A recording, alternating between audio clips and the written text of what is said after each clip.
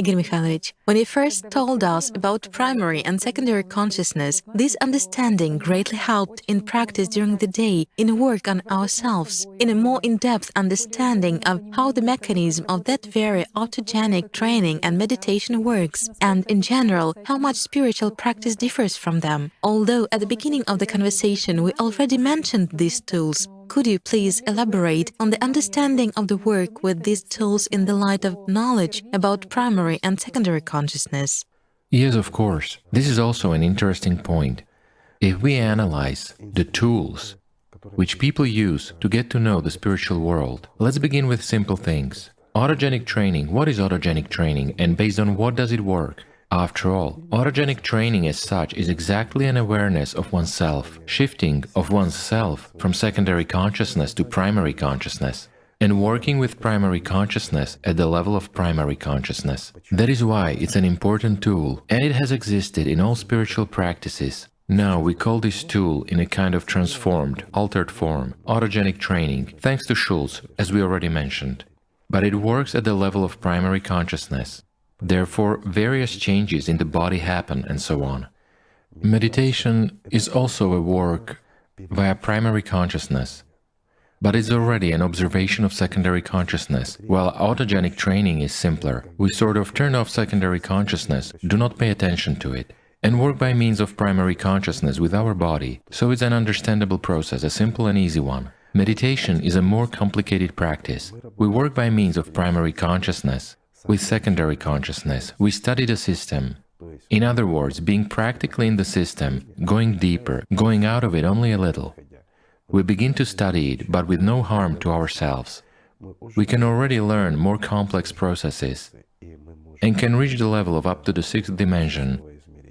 This is what we talked about, magic and everything else.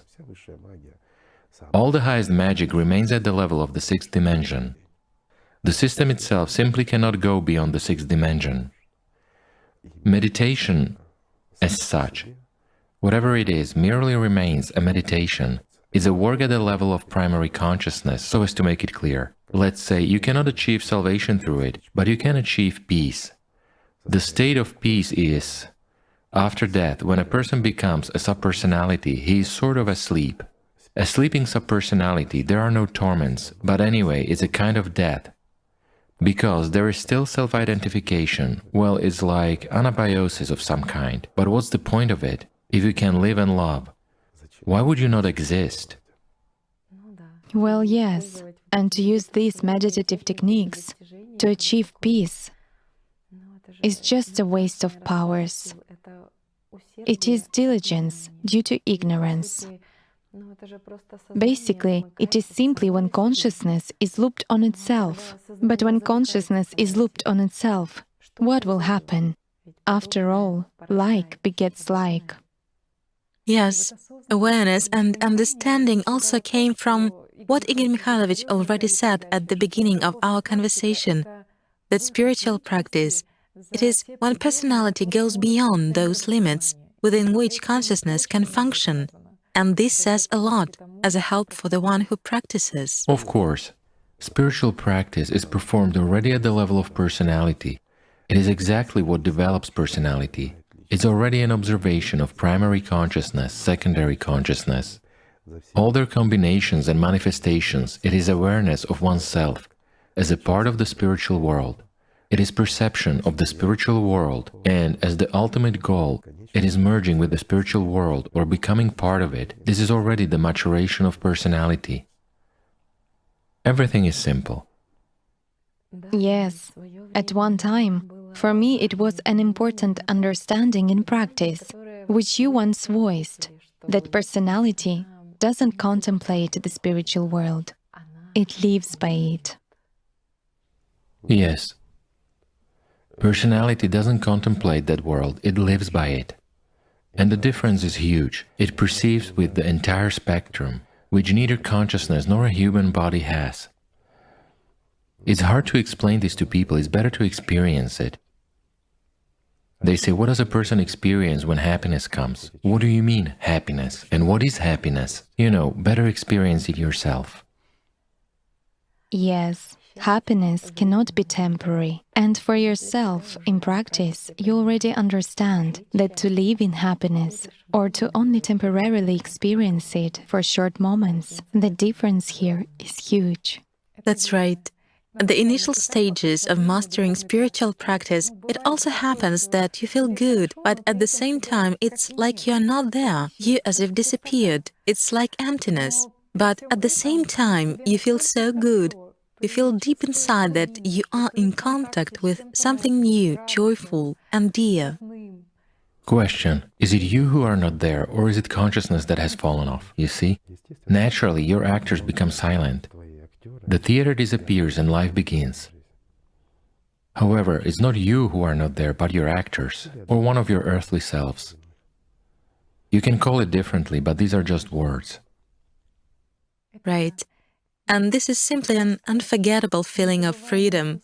Freedom from the power of consciousness. Igor Mikhailovich, there is another question that people ask in letters about prayer. What is prayer as a spiritual tool? And is it possible to achieve fusion of personality with the soul by means of prayer? What is prayer? Prayer actually goes through many of these stages. Most often, prayer is performed to the dictation of secondary consciousness. Can there be any use? No. But a deeper, more serious expression of prayerful states is performed at the level of primary consciousness. That is what is called meditation. Drawing such a parallel gives an understanding. Any religion can lead to God. We already discussed this more than once. There are no bad religions. There are people who are deluded. Religion cannot be bad. And the world cannot be bad. It is people who may be bad, because they listen to consciousness that tells them, again, consciousness doesn't offer bad things all the time. It sometimes offers good things as well. Choose good and there will be good. It's just that often, in order to fulfill a desire, which was imposed on us by secondary consciousness, exactly for this fulfillment we often act badly, in fact. But this is our choice, isn't it? Again, what we choose is what we get. So, is it possible to achieve fusion of personality with the soul by means of prayer? Of course it is possible. There is the most complicated and the simplest prayer, Jesus' prayer. If we think deeply about how these stages go, and look at who and how described these states, who really performed it and who reached these states, in reality there were only a few of such people. And thousands of those who said that they came to know something. Just as in spiritual practices, the principle is the same. There is a repetition of Jesus' prayer, aspiration and such love for Him arising that, again, what do we come to? We come to love. Real, true, sincere love. Love for God. Naturally, if you begin to endeavor, as they used to say, to love God with all your heart, and Jesus' prayer really leads to this, precisely to the revival of inner perception through feelings of the world of God. This is love and gratitude towards Him. There is nothing except love and gratitude. Everything else is an illusion in relation to the spiritual world. So when this feeling arises, this is exactly the fusion. Is it difficult? No, it's not difficult. Just like spiritual practices, are they difficult? No, they're not difficult. And what is difficult? Living by consciousness is difficult. It is consciousness that says that it's impossible. Why? Because for any consciousness, be it primary or secondary one, the entry into the spiritual world is closed. That is why consciousness opposes. It is always against personality, becoming whom we call an angel, because for consciousness, it is death. There are at least two selves in a human. Although consciousness can create a multitude of these selves, this is known from the examples of development of various diseases or special manipulations with a person, when on the basis of primary consciousness it is possible to create as many of these selves as you wish. Even a dozen. And what about the concept of love? Very often people confuse earthly love with true love. Again, the concept of love as an earthly concept is most often dictated by primary consciousness as a need for propagation, meaning for copying one's own kind. The system is also greatly interested in that. Or it is dictated by secondary consciousness as a desire to dominate, possess, and so on. Then through the prism of consciousness, love looks more colorful, but it is fleeting, while true love is only love for God, and love for everyone in the spiritual world. Yes, love for God and for everyone who is in the spiritual world. Yes. We already talked about this, that the system promotes through people's consciousness that a person allegedly does not have a freedom of choice, that he is supposedly a slave to God. Yes, but what does the system hush up? The fact that freedom is only in the spiritual, and there is another perception by personality, a state which arises from contact with the divine, thanks to the deepest perception through feelings, thanks to the immense love for God. And there is no fear in this love. Fear is imposed by the system itself. Through consciousness, it forces people not to love God, but to fear, precisely to be afraid of Him as high and almighty, but in the understanding of the system, in the understanding of power, and not as in reality. In the greatness and omnipotence of His infinite love. Because the system doesn't know the reality of the spiritual world, the reality of true life. Yes, because the system's domain is what is perishable and mortal, and from here comes a substitution of spiritual fundamentals and understandings by consciousness. After all, consciousness turns even the service to God into the lot of slaves. And it is interesting that in ancient times, a region ruled by a prince was called Lot. But in fact, it turns out that this three-dimensional world is the lot of slaves of the prince of this world. You have noticed it absolutely right. And here again, there is a substitution coming from consciousness, and a very cruel one, that all those who serve God are His slaves. Because consciousness always stands against God. People often do not understand when the parts of consciousness speak in them, and where there is that inner, sincere impulse to God, the impulse which comes from within. After all, if you have fear of God, if you, as a slave, are afraid of God, then you do not love Him, and He doesn't see you. Yes, it's a substitution coming from consciousness, that God is the highest aspect and something subjective, while all those who serve God are His slaves. It's a wrong understanding of God, and such a poisonous content was let into the consciousness of people, that a human must fear God. This kills the very desire of personality to seek God. Why? When an immature personality is dictated through consciousness that it must fear God. Yes, a person's attention is already focused on fear instead of love, meaning the power of attention is drained to the system, and this causes even greater fear instead of love. Absolutely right. While you can come to God only through love, there is no other way. Only through the truth, through knowledge. Knowledge can only come through love. Yes, and you should multiply your love every day. This is work. Whereas people want a person to instantly become a spiritually developed personality. It is only in extremely exceptional cases that such gifts are given to certain personalities. But in general, a person must walk this path himself. He must choose service based on the agreement. When people wanted to fight with the devil while being in the flesh, earning God's love, again, it is not that God will love them, but the acquisition of God's love, to become this love. The most repulsive thing that was introduced by Ahriman into religion is the fear of God. When you fear someone, you cannot love him. Love sincerely, for real. You will be afraid of him. And if you fear God, you will never come to him. God should be loved. God is love. When you are filled with love, you are with God. Even the understanding of love has been substituted. Therefore, a human cannot be a slave of God. A human becomes a slave of the devil, when he lives by the material world and its values. It is so. In this case, his fate is definitely predetermined. That is, the fate of a slave is predetermined. But if we consider an ordinary, simplified understanding, a human can become a part of the spiritual world, meaning he returns to his family, well, in the human understanding.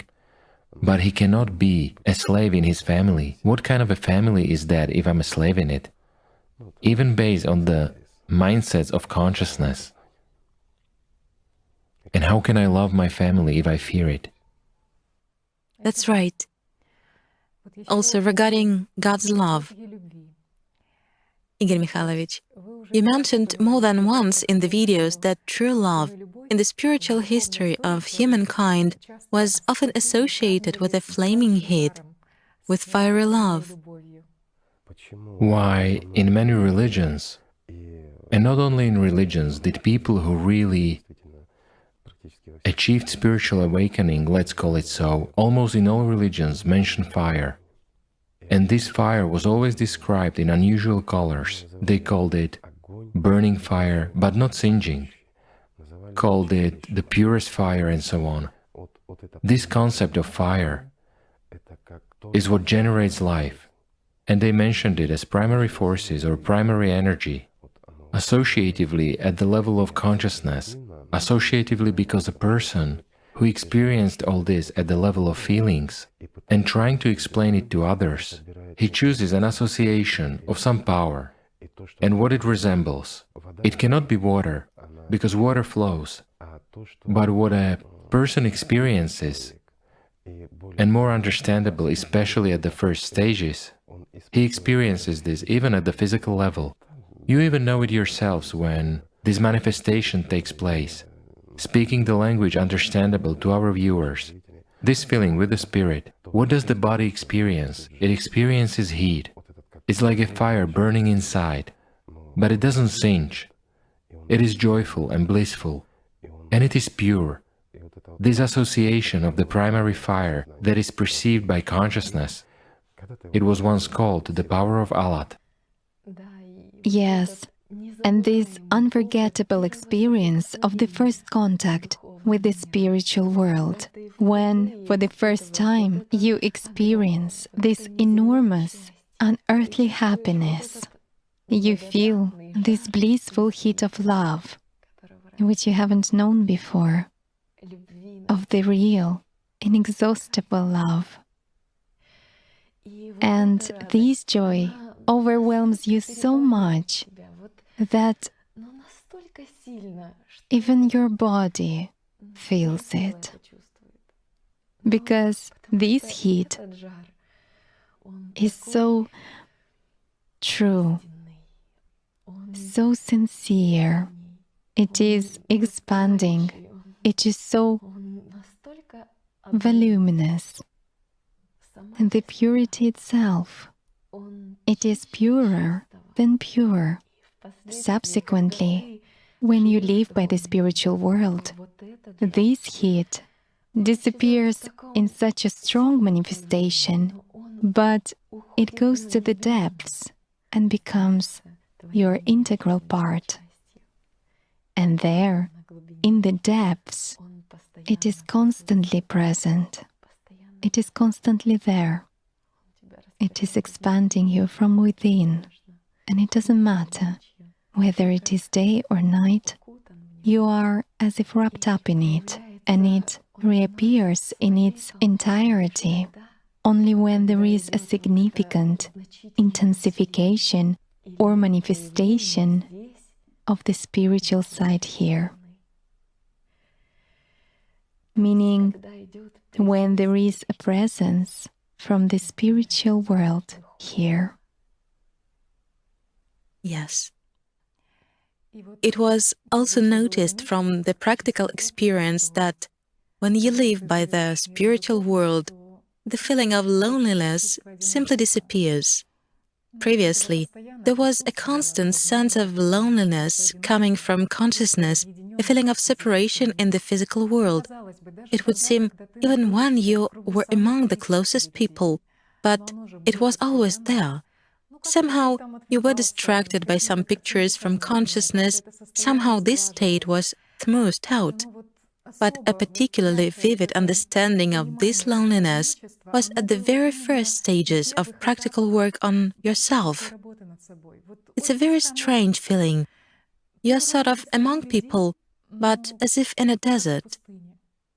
However, later on in practice, an understanding came that the feeling of loneliness is a state of consciousness.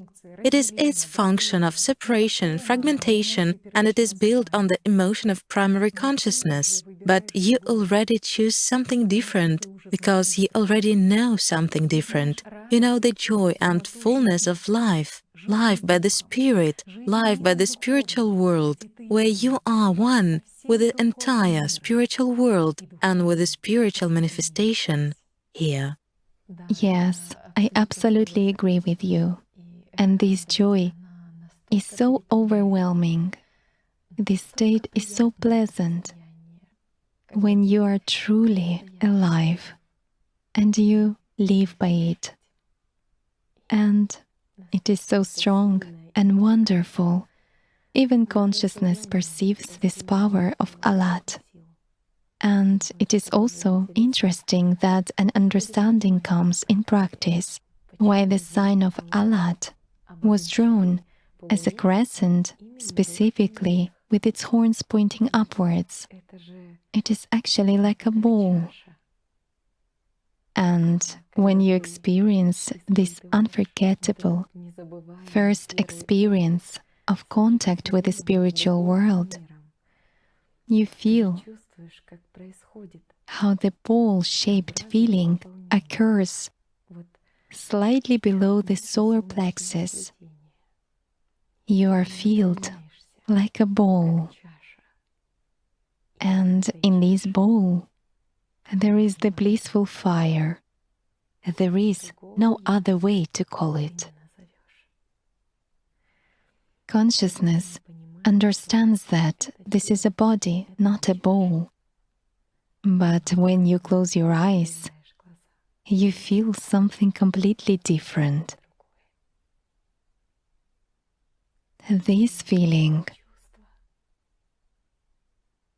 you feel this invisible ball.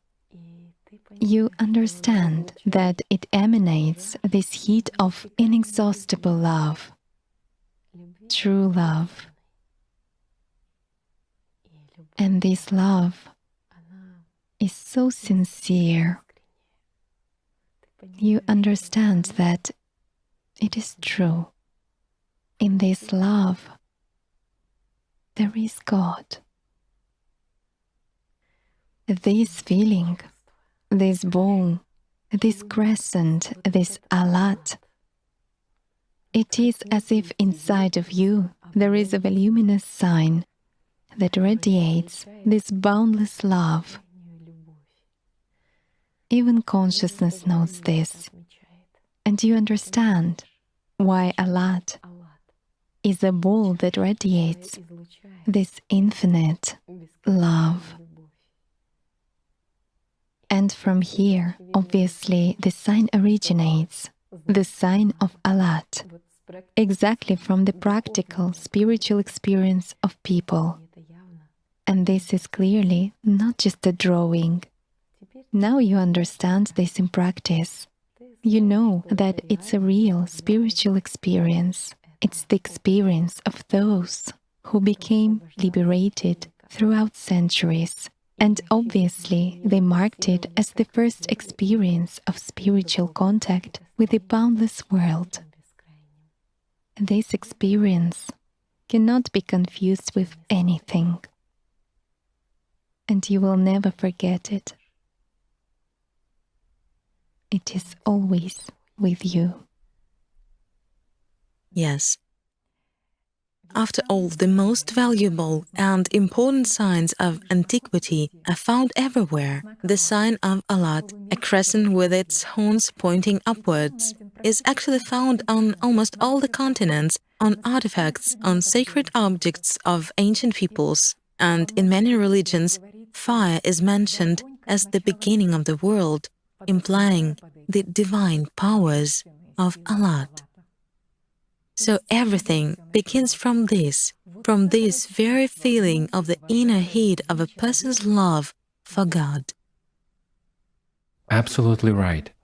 And this fire burning inside, this manifestation filling with the Spirit, later on it was called in many different ways, but the name Allat is actually more correct. And this sign of Allat, a crescent with its horns pointing upwards, it was everywhere. Yes, there are many examples of that, from rock paintings, which are tens of thousands years old, and about the origin of which nothing is known except the time of their creation, up to artifacts of various beliefs, cultures, civilizations, and world religions, notably recent ones, meaning of the last 5 millennia.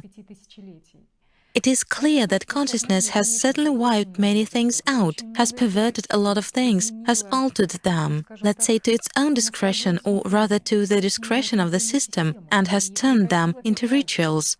But the very fact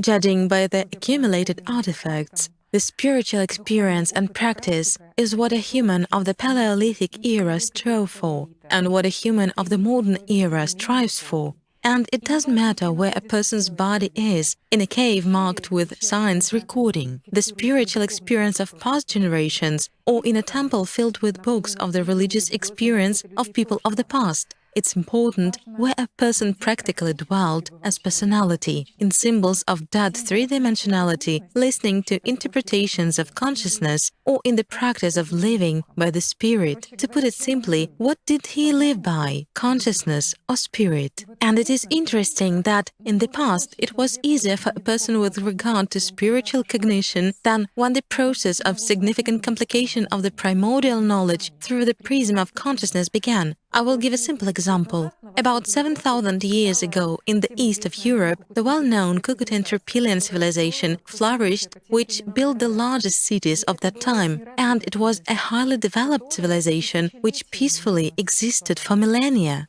Thus, according to the found artifacts of this culture, the signs of Allat and AllatRa were among the main ones.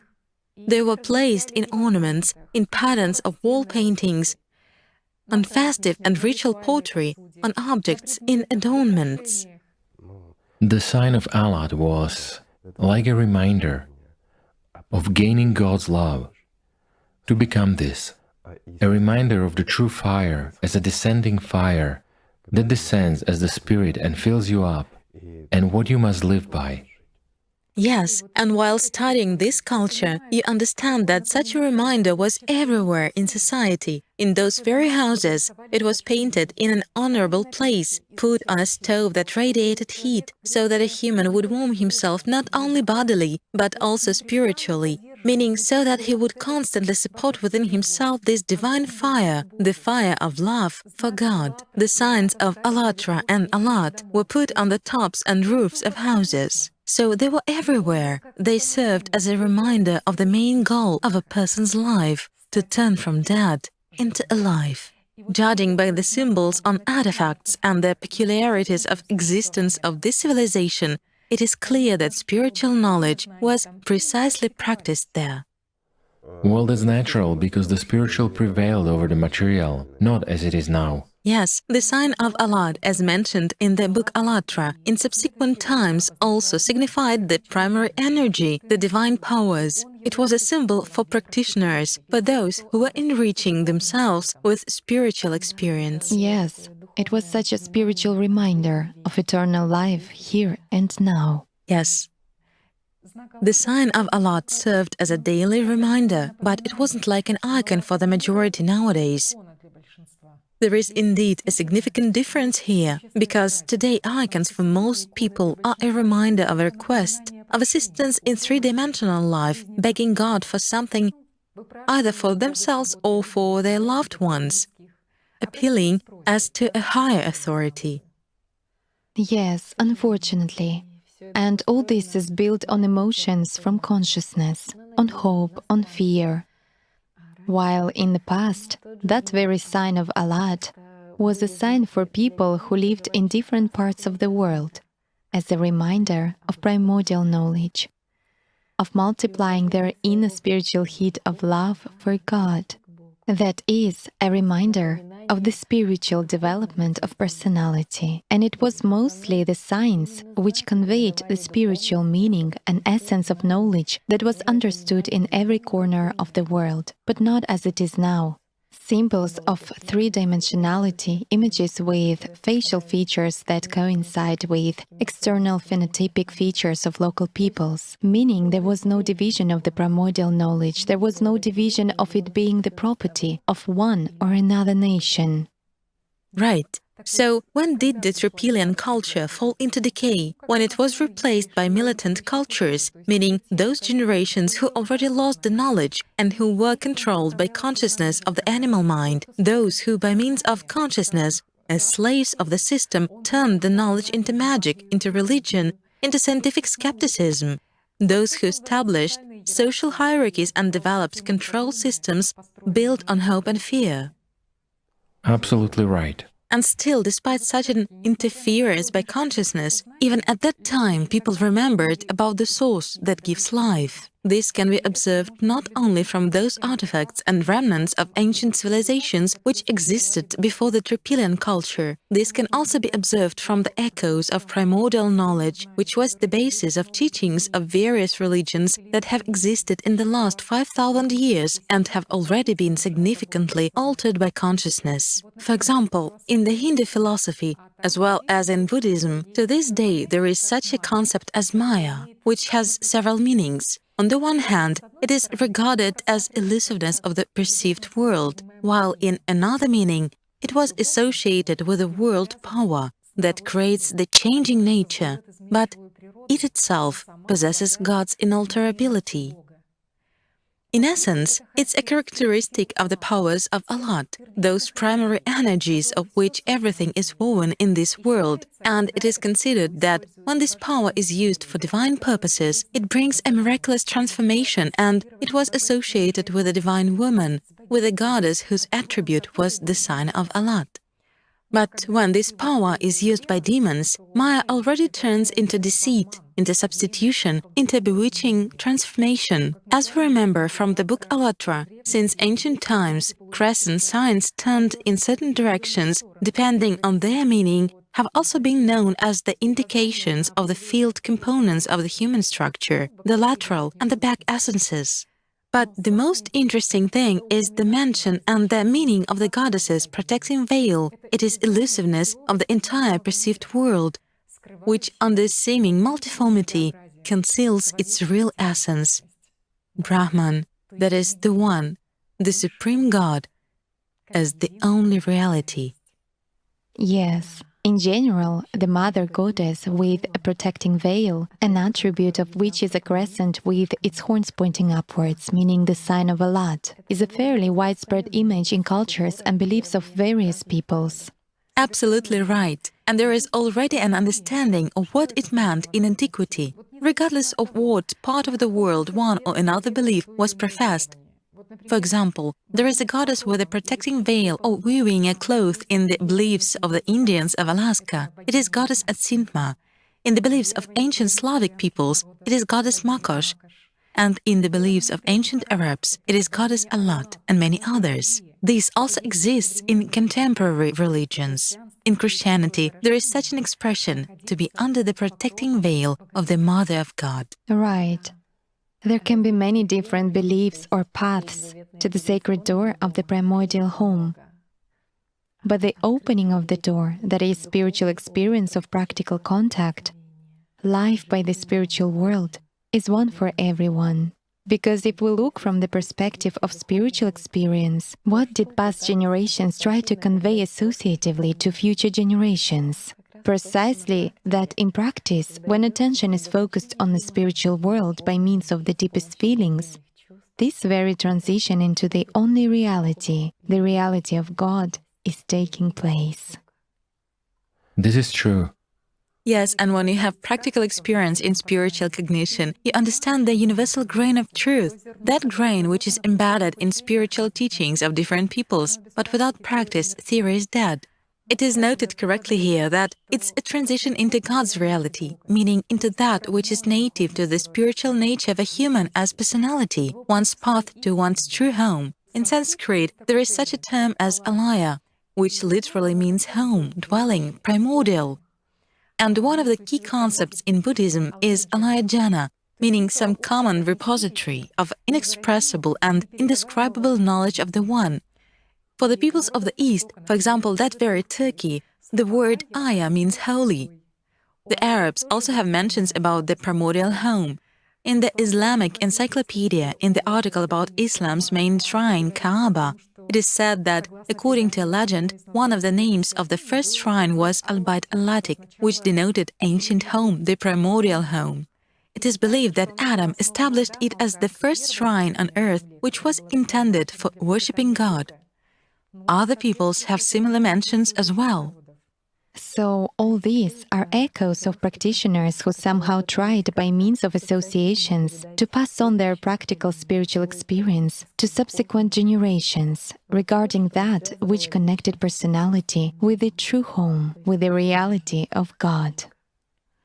Yes, but consciousness has always played a nasty trick in this issue, because when you read theory and then go through practice, you realize that this is not at all what your consciousness implied by it. I know from my own experience that if I would just read all these definitions separately, as it was in the past, the brain would simply refuse to understand anything, because human consciousness has complicated everything so much throughout centuries, when that which is presented as the truth has actually been processed through consciousness and written by a person in whom consciousness was predominant, and this is felt. But now it's already a different situation, and all the knowledge from different religions becomes simple and understandable, thanks to that universal key of spiritual knowledge, which you, Igor Mikhailovich, have told us about. Once again, I'm convinced that everything from the spiritual world is simple and clear, while everything that comes from consciousness is complicated, confusing, and inflated in imaginary philosophical terms beyond recognition. But thanks to those universal keys that you have given, among the husks of time in any religion, it is possible to find the true grain. The truth is always simple and it always speaks for itself. These are interesting points. Generally speaking, a lot of things, especially in sign writing, are said about the spiritual, about personalities, connection with the spiritual world. But unfortunately, this knowledge is lost as of today. And some of it is even interpreted as the exact opposite. What can you do? Consciousness is consciousness. Igor Mikhailovich, we have now mentioned the Mother of God, who today is the conductor of the divine powers of Allat for many people around the world. And it is no coincidence that since ancient times she has been portrayed with the sign of Allat, with a veil. Nowadays, a lot of people turn to her in their prayers as to a quick helper in spiritual matters. Yet quite often, due to inculturation, she is associated with earthly images, with bodily images, with images that are acceptable to one or another nation. While in reality, it's tremendous, God's power. Yes, people often perceive the Mother of God and associate her with a material image. But again, everything holy is spirit, and the Mother of God is the greatest spirit. Why? There are many legends, but let's say, what is love? Love is precisely the Mother of God. On this subject, there are interesting legends about the Allat sisters.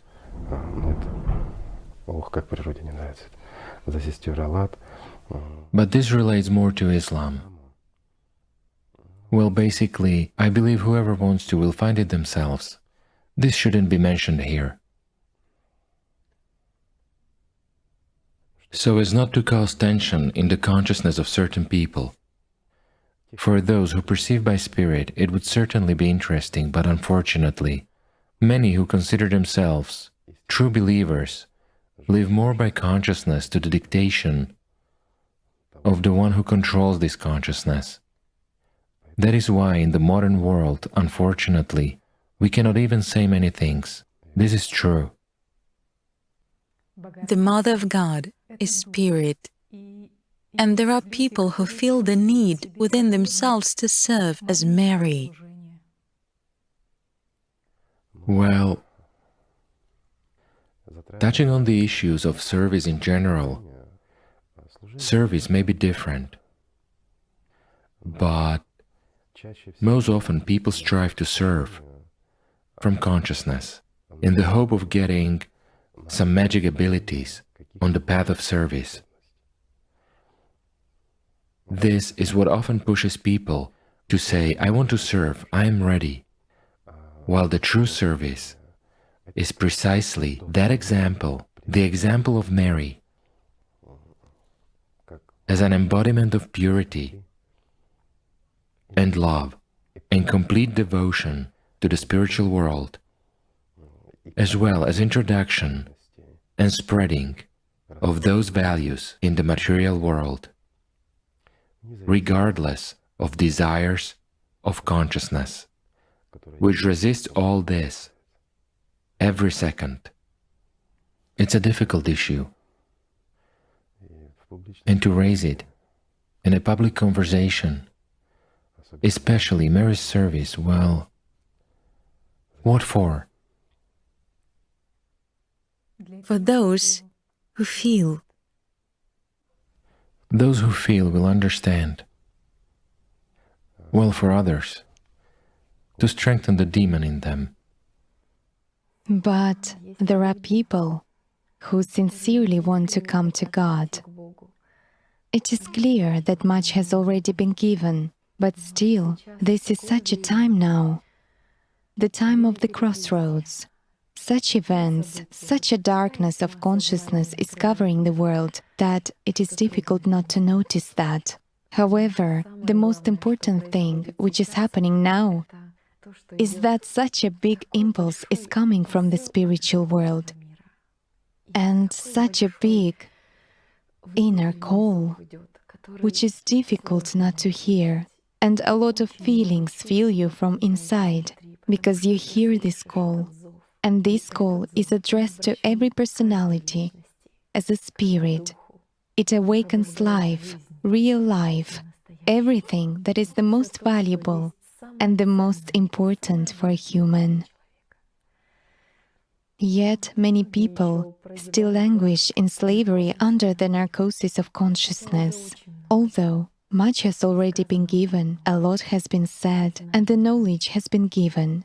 But now everything is on such a brink, and every person's destiny depends only on their own choice. God loves everyone who loves him. As for the one who doesn't love him, he simply doesn't know such a person. This is true. If you want to be with God or want Him to love you, just love Him. Everything is simple. Indeed, everything is simple. So it doesn't matter what kind of past a person had, who he is or how he looks outwardly. A person shouldn't be afraid of anything, because love is... Love is not fear. If you are afraid of anyone, Ahriman or God, nothing will work out for you. Fear comes from consciousness, it lives there, and the body screeches when it is dying, while the soul sings if it has earned that. Yet consciousness is supposed to screech because for it, these are the last moments of existence, when personality becomes free. This is normal.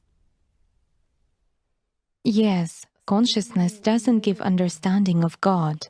When there is belief, but there is no knowledge and there is no understanding, what happens? The very fact, I believe, but I don't know. I believe in the one whom I don't know, in the hope of receiving something material for myself. And they actually ask for everything material, but it's a principle of the system's work. So, do you love God or material benefits? Yet, one more question arises. Do you believe or do you know? Do you believe that after the death of your body you will resurrect in heaven? But if you believe, you hope. And if you hope, you have doubts. And if you have doubts, there is fear in you, but there is no love. Whereas if there is love in you, there is already life in you. You have no doubts and no fear, because you have knowledge and experience, and you already have life. You already live here and now. Knowledge and love of the spiritual world are in you. The point is that you don't hope that after death you will be rewarded, but you begin to live here. If you start living, you will live. If you haven't started living, you will not live. Yes, and as it is said in the Bible, whatever a man might sow, that also he will reap. For the one sowing to his own flesh, from the flesh will reap decay. But the one sowing to the Spirit, from the Spirit will reap eternal life. Yes, and in this lies the depth of understanding of what was said, whatever a man might sow, that also he will reap. For if you just hope to sow the field, when time comes to harvest, you will come to the field and see it empty. There will be nothing except the weeds of your hopes. While in order to reap, you should first sow. That is, you should not hope, you should act. Your hopes are empty without real actions. Belief is just hopes and fears, while experience is life. Alive is for the alive, while dead is for the dead. You should not dream and hope, but should live. If you sow love, you will gain love. Because, indeed, God really loves everyone, but only those who love Him. That's the point. But people often act from consciousness, out of habit, based on their past, whereas love is something different. It is life, here and now, beyond the patterns of the system. Habits are patterns of consciousness. If you live by consciousness, you will act out of habits. If you live by love, you are already free from habits, you are free from everything. What is a habit? A habit is in consciousness, while consciousness is a part of the system. Everything is simple. everything is indeed simple. And also you shouldn't cherish your mindsets because it is consciousness and it can, for instance, think of the past and of the future. But you, just here and now, love. And that's all. The past and the future exist only in consciousness, but it doesn't have the present, while personality has neither yesterday nor tomorrow. Personality that lives by the spiritual world in God's love has only now, and this now is infinite. Now cannot become yesterday or tomorrow. It is now, and it's eternal. While consciousness says, yesterday I should have done it that way, but tomorrow I will do it otherwise. Yet it doesn't have now. It is foolish to neglect the present in favor of the future. The future doesn't have the present.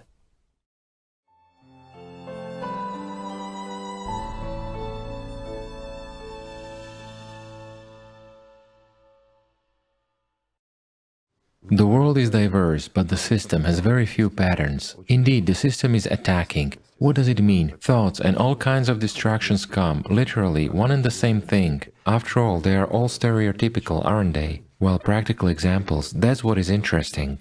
Yes, absolutely right. When people share their experience, this surely enriches you with certain understandings at the current stage of your spiritual path. It gives you an opportunity to learn more about the tricks of consciousness, to improve the vigil in yourself. Because here and now, in practice, you learn and cognize your true nature. You learn to feel other people, to separate grains from the chaff, to separate the truth coming from the deepest feelings from the lies of your consciousness. Therefore, any experience is only beneficial as a practical opportunity to understand what your consciousness is, who you are, where the illusions and images created by your consciousness are, and where the truth is, without masks of the system, and what in general is globally happening in the world if you look at it not through the prism of consciousness, but perceive it holistically from the spirit. And this understanding of freedom is the very first step. In fact, the first realization that a person is really free in his choice is the first little step towards the spiritual world. This is also important.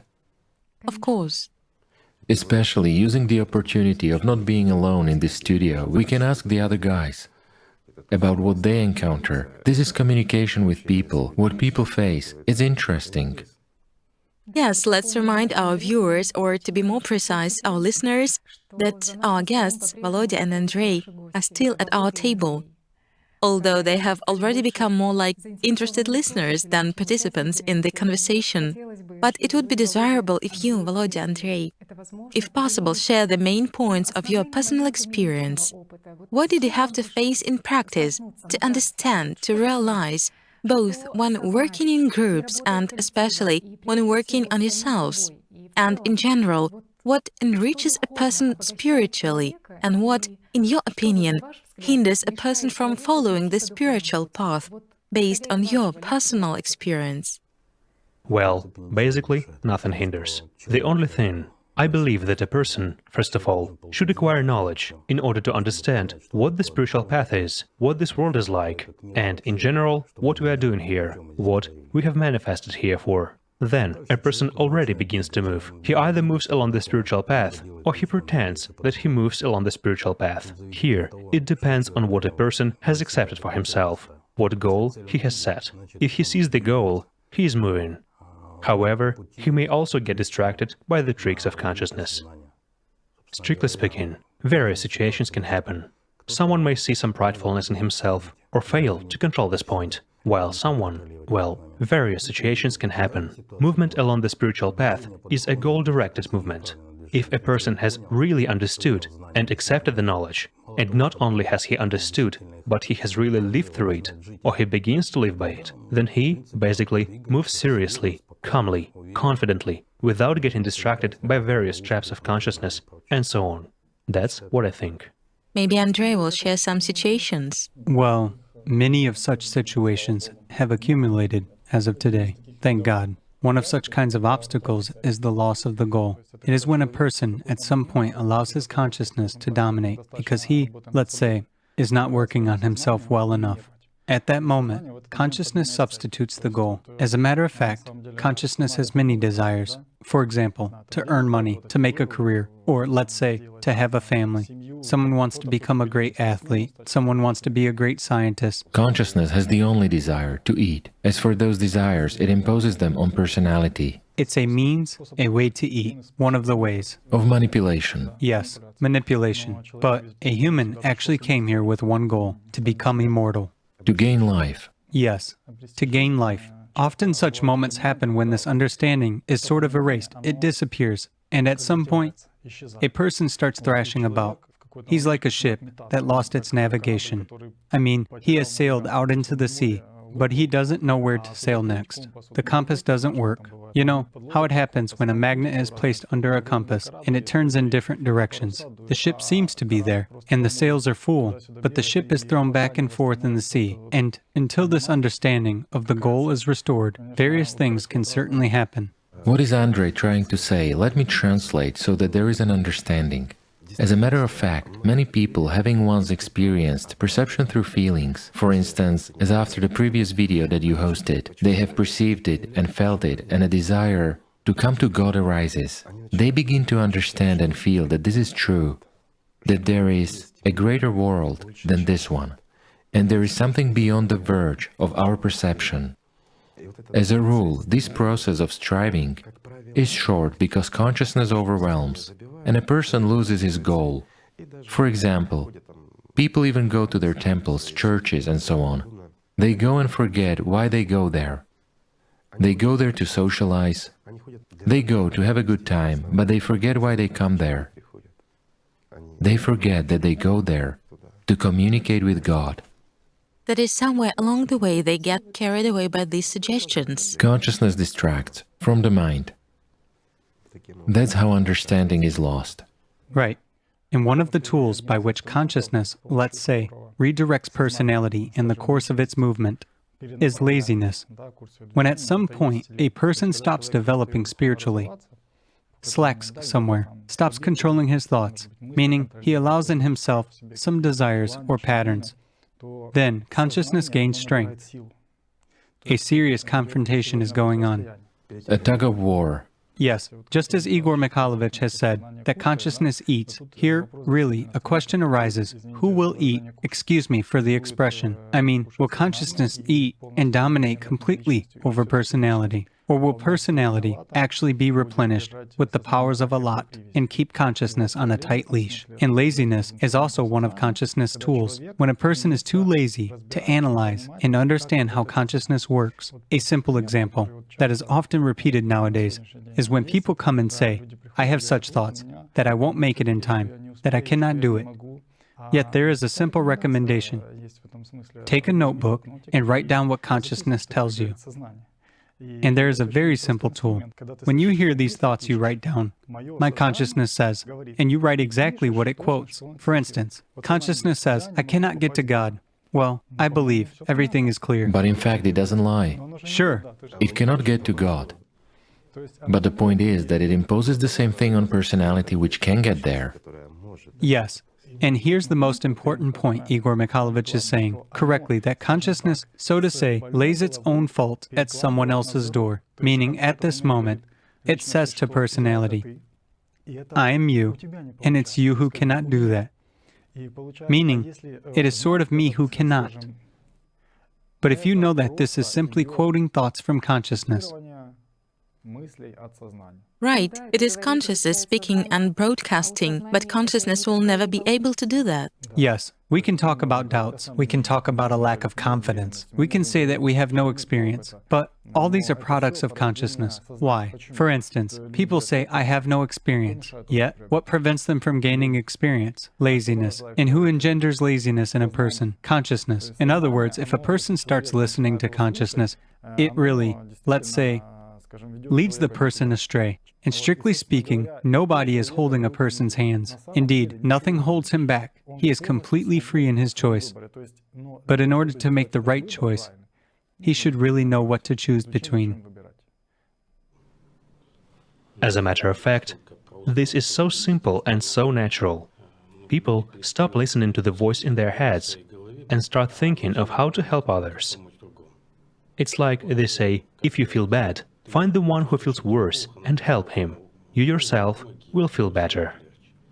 In the past, a slightly different practice was used through discipline and mutual respect. There was at least an elementary thing, understanding, at least at the level of consciousness, and also adherence to this. In other words, consciousness tries to impose something, like the voice in one's head, those very actors. You should refuse it. Consciousness says one thing, while you know something different. And the feeling of that something different also led precisely to perception through feelings, of what they had in common. And people perceived this way too. This is available in all religions. Just the paths are slightly different. Yes, everything begins with self-discipline. Then all this.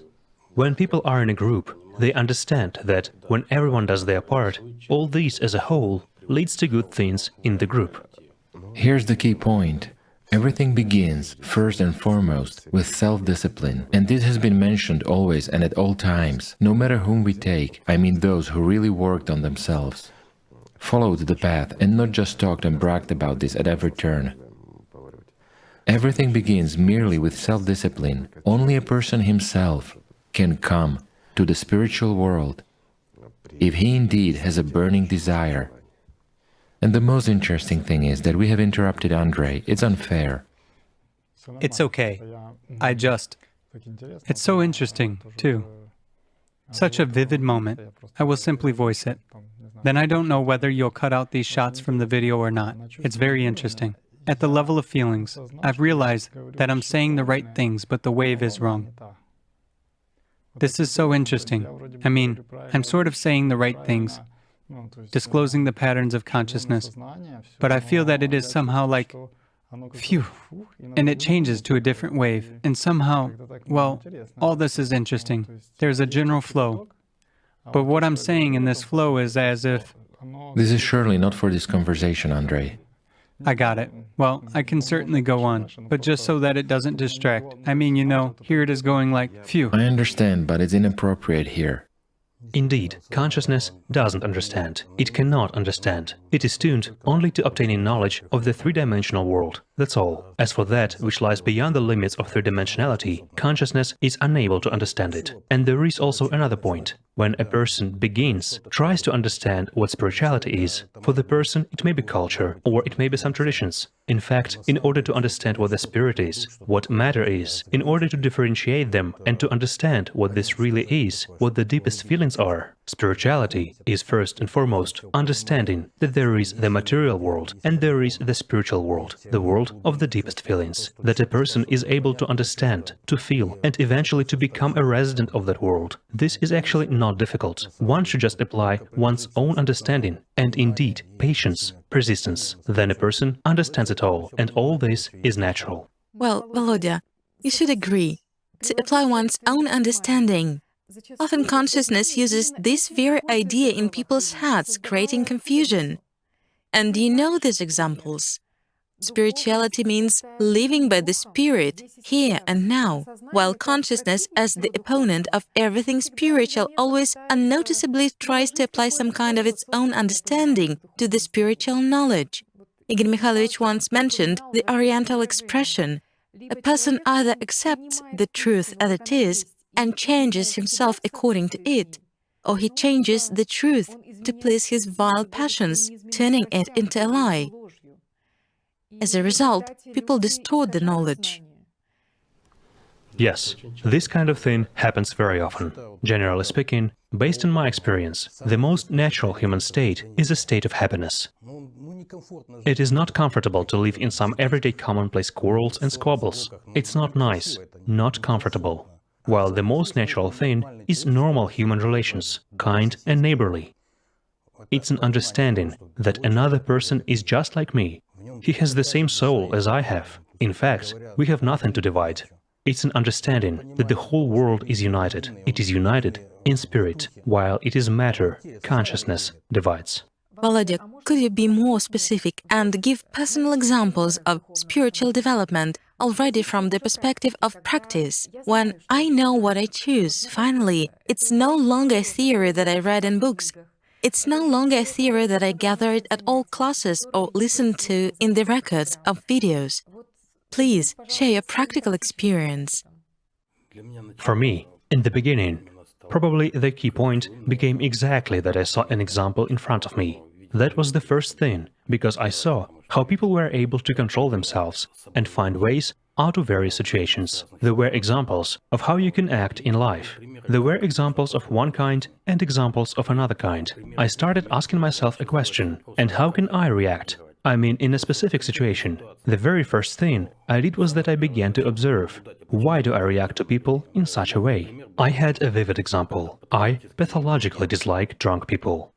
So, once I was riding in one of the buses, and the bus was more or less crowded. A drunk man entered. My first feeling was rejection. But this man smiled and started reciting poems. For me, it was a shock. He was doing such things, he was reciting with such a feeling. It was amazing. I understood that I must think, or, well, at least react to this man in a totally different way, because in him I saw the real human, not the one I had thought about. So, it turns out that inside me there is the one who thinks badly, but he thinks totally wrong. He doesn't evaluate a person as he is, but sees only a picture in front of him. So, he was reciting, probably for about 20 minutes. While we were riding the bus, he didn't stop. He was doing this with a feeling. It was a poem, and I thought, wait, I cannot do this so far. My intellect isn't so developed. It turns out the man has something deep, that which troubles him, and he can convey it. A question arises, why do I react in such a way instead of seeing the real picture? I started searching. Generally speaking, I searched in various directions, both in religions and everywhere. Later on, I began to practice martial arts. I met people who were able to control themselves. From this, my understanding began where exactly I should move and how to work with this. Then there were our dialogues about various behavioral motives, about how it is possible to react, who a human is in general, what he consists of, why he reacts in such a way, and what consciousness is. This was a starting point for me as to what I should study. I went and started rummaging in libraries, to a certain extent, familiarizing myself with yoga, with psychology. Then we began to put all this to the test on ourselves, because, well, here it is, life. When the knowledge is applied in life, you understand that it does work, it is real, and it can be worked with. Those rakes I stepped on were numerous, that very elementary incomprehension of my own nature. There were indeed plenty of mistakes. When I failed to trace a point of envy in myself at a certain time and wanted some material welfare, naturally, I found myself in a situation where I had to implement that which, as it is said, I made all mistakes possible. Any situation is an experience. One should look into oneself. As a matter of fact, that was my first realization, that I should take responsibility for myself, for my life and for my spiritual development. I started working with meditations and spiritual practices, and that is when I understood where I can find this very state of peace, this very state of some inner happiness, in which nothing else is needed. There is no need to strive for any achievement. It's already there. There is an internal state of peace. There is an internal state of some spiritual elation. That is what I found in practices. That's it. Then I simply began to work with this. It became my inner state. Gradually, there were still falls, there were rises, but it already became that very guiding star, a thin thread which I seized, recalled that, yes, it is there. I gained a certain experience. It gave me an opportunity to study this science more profoundly. In fact, this is what helped me personally. And when I saw that I could achieve this on my own, there it is. It turned out to be not difficult. You should just apply some inner intention to this.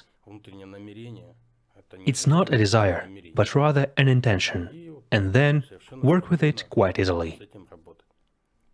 Later on, when such situations appeared, I could already solve them in everyday life quite easily. And from the position of calmness, it's already obvious where a situation comes from, where I invested attention, why the situation unfolded like this, where some pattern of mine has been activated. Everything began to be resolved normally. Situations started leveling out, and relationships with people already became visible, where they start and how to conduct them better, how to interact in a better way. Relationships with people began to level out.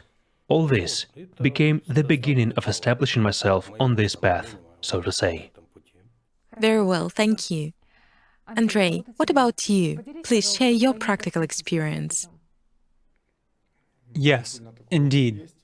There is such an experience. When I came across the knowledge, I understood that I had no idea of my dual nature.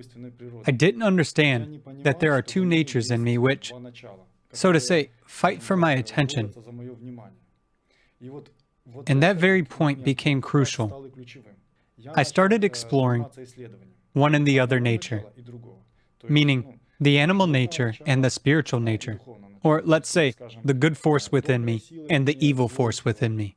What inside me induces activation of these forces? In other words, how do they operate? Why is it that sometimes I am angry and sometimes I'm not? Could you please give some personal examples, an experience that may be useful for other people as well? Well, I'm now sitting and trying to recall. It seems like there have been many things. But what is now surfacing, well, I'll say it as it is. The greatest thing that urged me onto this path was actually a desire to live. When I started seriously working on myself, those situations that took place in life, let's say in the invisible world, those situations added understanding and acuity for me. That, on the one hand, human life seems to be simple, but on the other hand, it is very complex and very valuable. Why? Because one should be very, very careful in it. A single wrong step can cause irreversible consequences. The first mistake, I had such a mistake too, is when thoughts emerge in your head that in order to develop spiritually, you should abandon your job, you should abandon the social environment which you live in, should go somewhere, for instance, to the mountains or to the forest as a hermit and engage in spiritual development there. It's a huge mistake that I encountered as well. Why? Because these thoughts come from consciousness. They, on the contrary, try to remove a person from the environment where he is most useful and his development will be the most effective. Just look. In the forest, there are no people with whom, let's say, we feel uncomfortable, and we won't be able to figure out why do we feel uncomfortable. After all, people are mirrors for us, right? I mean, if a person irritates me in something, then first and foremost, this is present in me. These are some things in me which are not worked through. In the forest, I won't see such mirrors. When I already engaged in practices, I understood that this world is aggressive towards people who do this and towards people in general. This world wants to divide people for them to be at odds. Recently, there was an interesting situation. Once, after a nighttime meditation, I came over, was talking to guys, and I felt that inside I had such a state as if something valuable was given to me. But it was as if not within me yet, just near me. And interesting situations started happening. I met the first person, and he immediately asked me such a question. I mean, not even a question, but let's say he gave me a certain guide for action in quite an aggressive and emotional form. I thought, calm down. And I asked myself a question, what is happening? Why is the person so aggressive towards me? While he was telling me, you must do this, you must, I thought, oh, what an interesting dialogue. Even not a dialogue, but rather a monologue. I responded to this person, okay. And in the meantime, I left and understood that some not quite good hesitations began to occur inside me. I realized that the valuable gift which I had received might now abandon me. The next phase. I retreated and realized that I shouldn't talk to this person now. Under no circumstances should I be drawn into emotion. That is, I definitely shouldn't become outraged that he was talking to me emotionally. So I retreated. But then a totally different person ran up, looked into my eyes and asked, "Are you okay?" I was standing there and saying, yes, I'm okay. I moved away from him and thought, I really need to leave, because I realized that I was on such a verge. On the one hand, I seemed to understand everything, but I felt that I could lose. Therefore, I kind of didn't want to play bravado. By the way, it's one of the patterns, like, I can do anything, I'm cool. I realized that it was better for me to leave. I got into the car, drove away from the place, and suddenly I received a phone call, water delivery. They told me, you ordered water. I said, I didn't order any water. I just said it calmly. The system activated. Yes, I said, I didn't order water. A thought came to me right away. Who had ordered this water? I called this person and said, listen, did you order water? He said, yes, I ordered water. Meanwhile, I had already left the place by that time. So I told him, do you understand that there is no one there to accept it? Where are you? He answered, I'm at the workshop. And that's when I realized at the inner level that, conventionally speaking again, as if they put a loaded gun into my hands and said, you can now tell this person off. There was a suggestion of some kind of annoyance, of becoming angry. Yes, you can now tell him off, like, how could you do it that you ordered water and left without letting anyone know? And so on and so forth. I realized that the system had just put a weapon into my hands, and I only needed to pull the trigger. I understood that all this power would now simply go into that person. At the same time, I realized that I shouldn't do this, meaning I shouldn't respond emotionally to him. I said, really? Well, okay, we'll sort it out. That's fine. Everything's okay. We'll handle it. Then they called me already from water delivery, and I started apologizing to them. I said, guys, please, excuse us. We forgot and left. It seems I'm right. Am I? And the situation seems to have no direct relation to me, and by the logic of consciousness, I have all the arguments to express everything to the person and explain to people that I didn't order water, so why are they calling me at all? But I apologized to them. Sorry, I said, here's the phone number of a person who deals with this. Please talk to him, he'll take care of everything. And I felt that at a certain point in time, this bliss, which had been around me, it as if entered me. So during this entire time, for several hours, there was a play for this inner power. Will I waste it on pridefulness or not? After all, this is actually pridefulness. Pridefulness in what sense? A person is talking to me emotionally. And what should I do? Should I react or not? Respond in the same manner? Tell him, pardon me, why are you talking to me like that? Or simply retreat, gently, and keep silent. Such situations teach us. These are little lessons by which you understand what this inner power really is and how it all works, how the system operates at such moments, and in which ways. But nearly always, it plays on pridefulness. At a certain point, I started realizing the value of Allat powers, the value of the powers which personality needs for its spiritual growth. A person is able to feel those powers coming into him. He is given such an ability, and precisely the long-term experience of contact with knowledge and the experience of certain degrees of spiritual freedom allows you to make this choice. That is, I understand that if I now act according to the patterns of consciousness, I will lose that power which will help me to be above consciousness, or let's say, to be more alive. More alive, yes. In this very state and understanding of what being alive means, and what it means to be enslaved by consciousness, meaning to be dead, it is precisely this very stimulus that enables you to make a decision.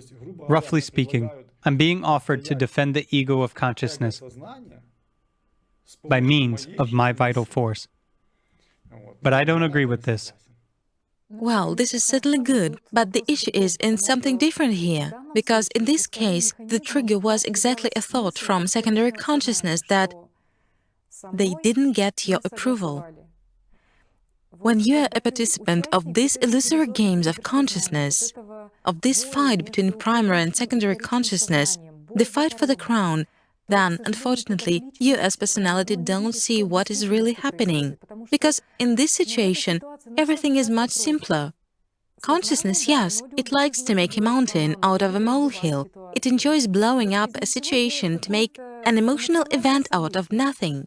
And in fact, in this case, there have been many more patterns of consciousness voiced than conclusions drawn. Again, this is precisely internal freedom and understanding that I can choose one or another thing, choose some way of action. Then it helps a great deal. Yet, this is, first of all, knowledge and experience when you start working with this. Such things happen very often. There is always a moment when we make a choice. It's always there. It's just that more often a person misses this moment and acts according to a pattern. Understanding that we can timely stop ourselves in any situation and make an adequate decision in time gives us an opportunity to be in contact with any person, to resolve any situation, even a conflict one, in a normal way. On the subject of what Igor Mikhailovich is saying, precisely laziness, an unthorough knowledge of the system results in the fact that people begin to desire what must not be desired. The system doesn't sleep, and it works through close people. That is, I wanted to say that one of the ways when relationships with people go wrong, the first thing needed is by no means to blame a person. And it's not important whether you are right or wrong. You should ask for his forgiveness, at least in thoughts. After all, what do we do with him in thoughts by means of consciousness? We argue and try to prove our point, that we are supposedly right while somebody is wrong, or we resent. This is, first of all, a habit and a lack of experience. Of experience and attention, understanding of yourself. While working on myself, I once adopted as a rule that I don't talk to anyone in my head. You know, it often happens that when some situation has happened to a person, maybe a conflict one, maybe of some other kind, and we talk to this person in our head, trying to prove something to him, or simply something good has happened to us, and we model something in our head, how we come to someone and tell him, this should not be done under any circumstances. Why? Because in our head, we enter into a dialogue, pardon me, with our consciousness. Our consciousness is very interested in this. Why? Because such dialogues with consciousness often occur in the emotional sphere. Emotion is a conductor of the animal nature in a human. We redirect our power needed for spiritual development and give it to consciousness. Hence, in such a way, we feed consciousness and strengthen the one who will later be enslaving us. There are frequent cases, common at the initial stage of performing spiritual practices, when the following thoughts come: the spiritual practice doesn't work out for me. This is consciousness speaking about itself now. But this is really so. However, consciousness makes a substitution. It speaks about it as if from personality. I mean, if a person forgets that he cannot think and the voice in his head does not belong to him, he accepts it all as his own and begins to invest the power of his attention in these words. In order to understand this, firstly, you should, pardon me, begin to banally study your consciousness, to simply track it. Basically, for this, you only need a notebook and a pen. As of today, we already understand that human personality is unable to think, and it is unable to experience emotions. Personality only feels. In other words, personality cannot be angry, offended, or envious. It feels. Taking this fact into account, it is very easy to work with this. We take a notebook and a pen and simply write down these thoughts which we observe in our heads. Our consciousness likes to speculate very much. Let's say, there's a simple example. I talk to a person, he has looked at me somehow strangely, and to someone in me, it has seemed that he has taken offense at me. And consciousness tells me, he has taken offense at you because there was, and it starts making up why, and for what reason. I take a notebook and write down. Consciousness tells me that the person has taken offense at me because of this or that. I approach this person and say, excuse me, please, here's such a situation, tell me, please, is this so? He tells me entirely opposite things, that this has nothing to do with me at all. And those were just some of his issues. But at that moment, let's say I lost my vigilance and allowed my consciousness to make these assumptions. As of today, a lot of such situations have accumulated. Nonetheless, you went ahead and checked it out. Yes, you should definitely check. That is, why is catharsis needed? And why is it necessary to communicate and to speak about what is happening inside? Because this way, we can find out the truth. Consciousness likes to fill in the blanks regarding who thinks what, who does what, and it sort of constantly presents these theories to a personality. And since a person starts listening to this, he begins to have a lot of problems in his life because he is guided by conjectures and assumptions. Very interesting moments occur during catharsis. Why? Because there comes a relief. The first thing that happens, first of all, is that this voice in your head falls silent, and the dialogue stops right away, instantly. Situations are resolved peacefully, and a new understanding comes. There comes an understanding that there is an influence on that person as well. So, as a matter of fact, these conversations, dialogues often happen not only, let's say, in my head, but also in the head of the one with whom I do this in my thoughts. Why? Because if there is some covert reticence between people, or if people do not open up in terms of what the animal nature tells them, they fall into these closed loops and traps of consciousness. Thus, the system imposes the same thoughts on them, aimed at division between them. After all, the system's main task is to divide people, and it divides them by means of thoughts, meaning it turns us against each other in our thoughts. In order to avoid this, it is simply necessary to unite in spite of anything, whatever a situation may be. And for this unification to be more simple, heartfelt, and easy, it is necessary to expose the thoughts of the animal nature in oneself. It is written both in the articles and in the books that the power of the system is in secrecy, in the fact that it is not visible. Right. And noticing this dialogue in my head, or some kind of desire inside me to say something to someone, I just stopped it. I just said to myself, stop. That's it. I don't communicate. Or there is another very good way. This is certainly one of the best ways. If this is your friend, call that person and say, you know, I'm now talking to you in my head and telling you this, this, and this. Or, right now in my head, I'm arguing with you regarding such and such matter. These arguments begin, first of all, inside, and later on, it all spills out. But if you don't let this conflict unfold, either in your head or outside, that's it. Everything is resolved peacefully, and there are no conflicts. I'd like to give one of such examples. By the way, quite a funny one. Our movement is multinational. There are people of different nationalities in it. And so, once a funny incident happened.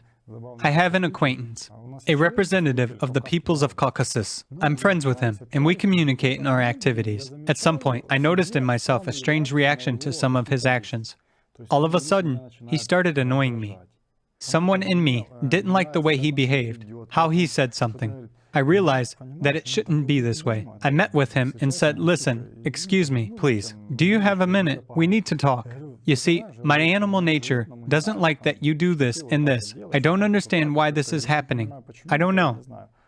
He looked at me with such wide open eyes and said, you know, the animal nature has been telling me for already 3 days that you don't like representatives of the Caucasus nationality. Can you imagine that? I didn't even have thoughts of this kind. So it tells me one thing from the perspective of my patterns, of my pridefulness. And it tells him that all of a sudden I started treating him somehow not nicely because he's a representative of a different nationality. When we talked about this, we laughed, of course. I said, forgive me, please. Maybe I'm doing something wrong. I don't want to either quarrel or fight with you. I want to be friends. I understand that this is the system, that it wants to divide us. It wants us to quarrel, and so on. We talked like that, and afterwards, there was not a single thought towards any offenses, not just offenses, but even any mutual claims. Why? Because at that moment, I realized that when I came and asked him for forgiveness, even though there was seemingly no reason for that, the system didn't expect such a turn of events. It thought that, on the contrary, there would again be a manifestation of pridefulness, maybe of some kind of male rivalry. The system likes to play on this, for instance, alpha domination among men, same as among women, such sort of things. But there was this open dialogue and a sincere desire not to side with the system. I mean, a sincere desire not to support it, at least for the present moment. The system hasn't even tried to offer these thoughts anymore. Hence, such a unity took place. The mechanism hasn't worked, so it makes no sense to activate the same mechanism which doesn't work. Once we have noticed this, that's it. The system has no nourishment. A person doesn't give attention. He has either resolved the situation with humor or interacted with another person, and they have resolved it. That's all. It hasn't managed. Bang, that's it. The system has retreated. When consciousness gets activated, at some point it begins to throw in a little judgment. This one isn't right, that one does it wrong, while that one seems totally stupid, or something else. On the sly, it gently and subtly creeps in like a snake in the grass. Thus, this vector is gradually redirected. A person has reached a deadlock and begins to fear. What happened? Why is there no joy? A search for the guilty one begins, and this snowball overwhelms the person.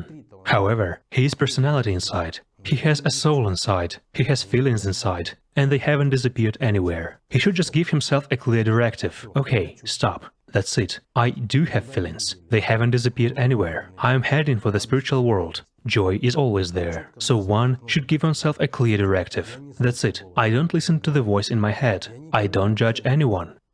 I don't strive anywhere except my single vector. The vector towards the spiritual. That's it. And consciousness retreats. It releases its hold. For as long as a human body is living, for as long as we are here, we can change everything. One of the indicators that a person is indeed moving along the spiritual path is a state of peace, a state of inner freedom. Firstly, relationships with old people are restored, because you no longer need to dominate. You understand what consciousness is, and you stop manipulating people. Naturally, you understand when, for example, a certain manipulation is directed towards you too, but you're simply uninterested in it. You just go around this sharp corner, and the conflict is somehow smoothed over. That's it. Everything is somehow resolved in an amicable way. In this regard, I also have a very interesting example. Once at a class, we agreed with the group participants to work on the pattern of manipulation. We agreed that nobody will give any advice to another person, not just in their family, but to any person at all, if they don't ask for it. And everything that a person can do himself, he will do it on his own, without asking another person for help. Relationships changed radically. And what, in your opinion, favors unification between people, based on your personal experience? In my opinion, what favors unification between people is that first and foremost, people meet and have some common interests. Interests in learning, interests in doing something together, some good deed for the benefit of other people in order to help someone. When this state of peace comes, the state of being able to comfortably communicate with each other, this also gives a sense of unity. People just shouldn't listen to their consciousness. Look, the situation is fractal. Just as consciousness strives to divide us in thoughts, in the same way it strives to divide us already not in our heads, but in communication in groups. In what way? By the same scheme, divide and rule. That is, often people who promote such ideas as go here, don't go there, socialize with these people, do not socialize with those people, they tritely listen to their consciousness, which installs the same programs aimed at division. Even if somebody dislikes something, or something doesn't suit somebody, yet it doesn't suit whom? Something always doesn't suit consciousness. Thus, instead of simply coming and discussing some acute points and really exposing thoughts from consciousness, people often listen to it and carry these ideas into the masses. Well, let's say, this will not harm a spiritually evolving person. Why? Because he will understand that this is the work of the system. It is simply that, just as the system works inside him, trying to separate him from other people, in the same way the system works in groups, trying to divide already groups of people who are going in the same direction, in the same way. Nowadays, as you yourselves know, the system has divided all religions and everything else. I mean, when one grain of knowledge was sown, and now it has, so to say, given shoots, supposedly in various directions, although all this is one. In exactly the same way, they divide. After all, the desire for power, and again, for secret power, leads to the fact that people promote these ideas aimed at division. Therefore, there is nothing surprising here. This is a natural process. These are natural laws of the system. The only thing is that for spiritually evolving people, this is unacceptable.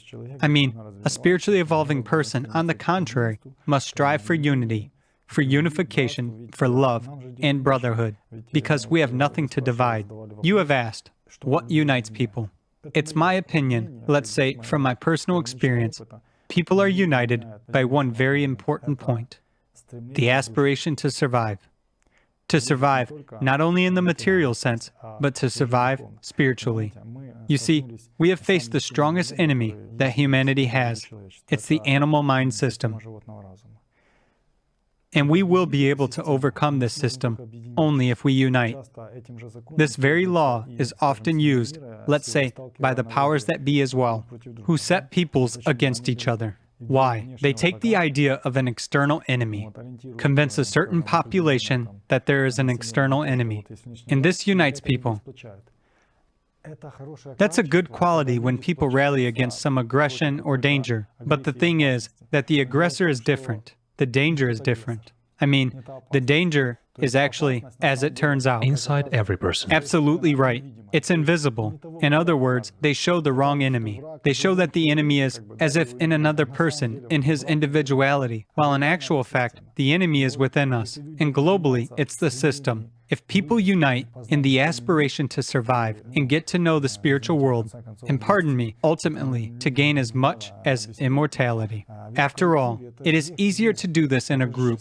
That way, the power increases tenfold. This is just a process, a study of that very system. For instance, we are sitting here, there are several of us, each having his or her own experience. Say, we have shared, and we have already enriched each other with experience. Each of us can already avoid going through a certain situation. Again, while performing spiritual practices in a group, we feel ourselves filled. There's a difference when you practice alone and when you do it in a group. It's an enormous difference. This point is very important today. If people really understand what their goal is, it will be very easy for them to unite. Then, indeed, just as it is said in the books, that when a person studies the system, understands its laws, realizes that there is immortality, and realizes that this world is an illusion, for him, life in this world becomes just an interesting, fascinating game, and he already, as it is said, is freely heading for freedom. Hence, he is steadily developing. It is interesting for him, and everything brings him pleasure and joy. He has no problems and no enemies. At that, how has your life changed after familiarization with the AllatRa knowledge? It changes one's entire life completely. It's much more interesting and comfortable to live this way, when you understand where you are going and what for. In general, there is an understanding of the essence of the processes that take place around you, an understanding of other people. When you understand a person even from the perspective of the acquired knowledge, you already understand why a person acts like this, what is manifesting in him now. It's much easier to forgive him, to understand him, and to interact in such a way that he would feel better. That is, to avoid conflicts, to understand absolutely everything that takes place, to know one's inner state. There is such an expression, to live in spirit. This precisely means to live in joy, to live in happiness, in interaction with other people. It is much more interesting to live this way. Generally speaking, I cannot imagine how I would live in conflicts, in some quarrels. What kind of life is that? It doesn't look like normal human life. Normal human life is when we do something together, interact in some way, ultimately understand. There is the spiritual world. There is this very deep inner perception of happiness. There is true life. This is precisely what a person acquires, and what I personally understood for myself and accepted such life as natural. I understand that this life of the material body will end. It will just pass away, and I will go on. All this gives me a life goal. Usually, when we observe in everyday life, for some reason, people have lifeless eyes, especially elderly people. This is fear due to a lack of knowledge of what will happen afterwards. Life, when you know that it will end, it's scary for a person who has no goal. What kind of life is that when he knows that everything comes to an end? He looks in a mirror and he is scared that he is changing. Wrinkles appear, some physical weariness emerges. He can no longer do what he did before. He starts being afraid of what is happening to him in general. Fear of death overrides everything. It even overrides those years or months of life which still remain for a person.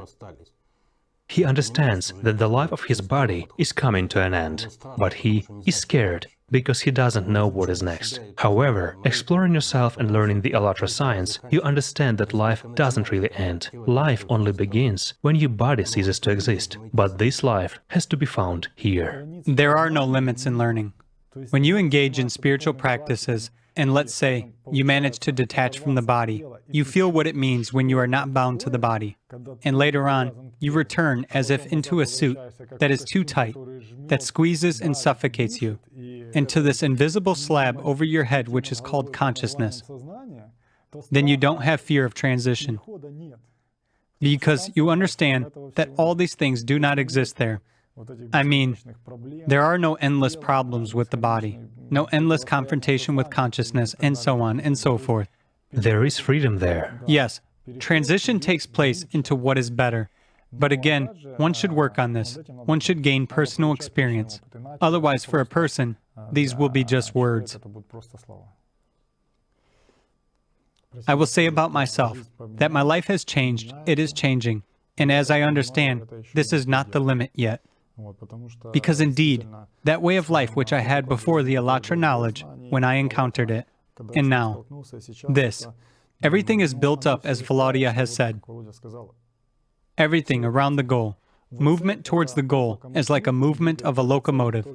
While moving towards the goal, it draws all life circumstances and everything up to this goal. Why? Because in fact, nothing prevents you from developing spiritually. For me, the uniqueness of the book AllatRa is that this book, if I may say so, doesn't end. I mean, it's an infinite book, which contains plenty of knowledge. Moreover, what attracts me personally is that a very good and deep energy is embedded there. You know, as they say, between the lines. In other words, what is laid out there between the lines makes my inner world unfold to the utmost. Once, I already said that one of the ways to be in spirit and to maintain oneself in such, let's say, an elevated spiritual state is reading the book AllatRa. So, in addition to enrichment with knowledge for consciousness, meaning with some facts, and so on and so forth, you also tune quite well to that wave, which is invisibly embedded there. As a matter of fact, this wave is present both in the videos with Igor Mikhailovich Danilov and in the books by Anastasia Novik. But most importantly, AllatRa for me is a key to life, meaning it's a key by means of which a person can really turn from an ordinary, mortal creature into an immortal being. Absolutely, all the keys are there. And I will tell you that as of today, I've already lost count of how many times I read it. Probably the count is over 20 times. And I read it, and there is something new every time. Because, as Igor Mikhailovich said in one of the videos, it depends on which eyes you look with, and which ears you listen with. Literally, as of today, I've come to an understanding that in this book, every letter is significant. I mean literally, some little emphasis, suspension point somewhere, open and boundless depth, some silent understanding of what lies behind that. This is certainly amazing, and I will tell you that today I cannot live without it. I mean, just as we feed the body, this is exactly what feeds the spirit. Yet, as we already understand today, it is much more important to feed the spirit than to feed the body. Personal experience is the most valuable. Development of personality takes place only when personality takes an active part in this, when it is involved. And personality grows and evolves only when it gains experience through feelings, meaning a person is being born spiritually. I would like to add, I will tell you about myself. I still have a lot of work on myself, and pridefulness is not dead yet. But let's say the process has already become very, very interesting. If previously there were some misunderstandings and some hesitations, now simply the process of polishing, accumulation of experience is already going on. In other words, this is already interesting, indeed. An understanding comes, again, we have talked with you about Allat. At a certain point, this also became a very deep understanding for me. Unfortunately, our society is such that it is accustomed to appreciating material values, but is unaccustomed to appreciating spiritual values. spiritual, not in the sense of some works of art, icons, temples, and some ritual buildings, but in the sense of spirituality, in the sense of these powers which really grant liberation to personality. Because, in fact, we are all here in order to learn to properly use our attention and to direct the powers of Allat where it is necessary, meaning towards our spiritual liberation, while the system precisely does everything so that we spend this power on everything external. And a person stands on this verge, meaning he is learning. Again, he has an experience of being in feelings, when he is in spirit and when he's not in spirit. These are two different states. When you are in spirit, consciousness is silent, and you feel and understand that, except love, nothing exists in this world. But when consciousness predominates in you, you unfortunately see, pardon me, only muck. Such contrasts give an understanding of what is what, how you should work with it, why this happens, at which stages, and so, in such a way, somehow, little by little, it is progressing. Thank you. In our turn, we would also like to share the experience of formation and development of our female group. Yes, surely. And if we tell it briefly, we have a purely female group. In the beginning, while the group was forming, clearly various situations took place.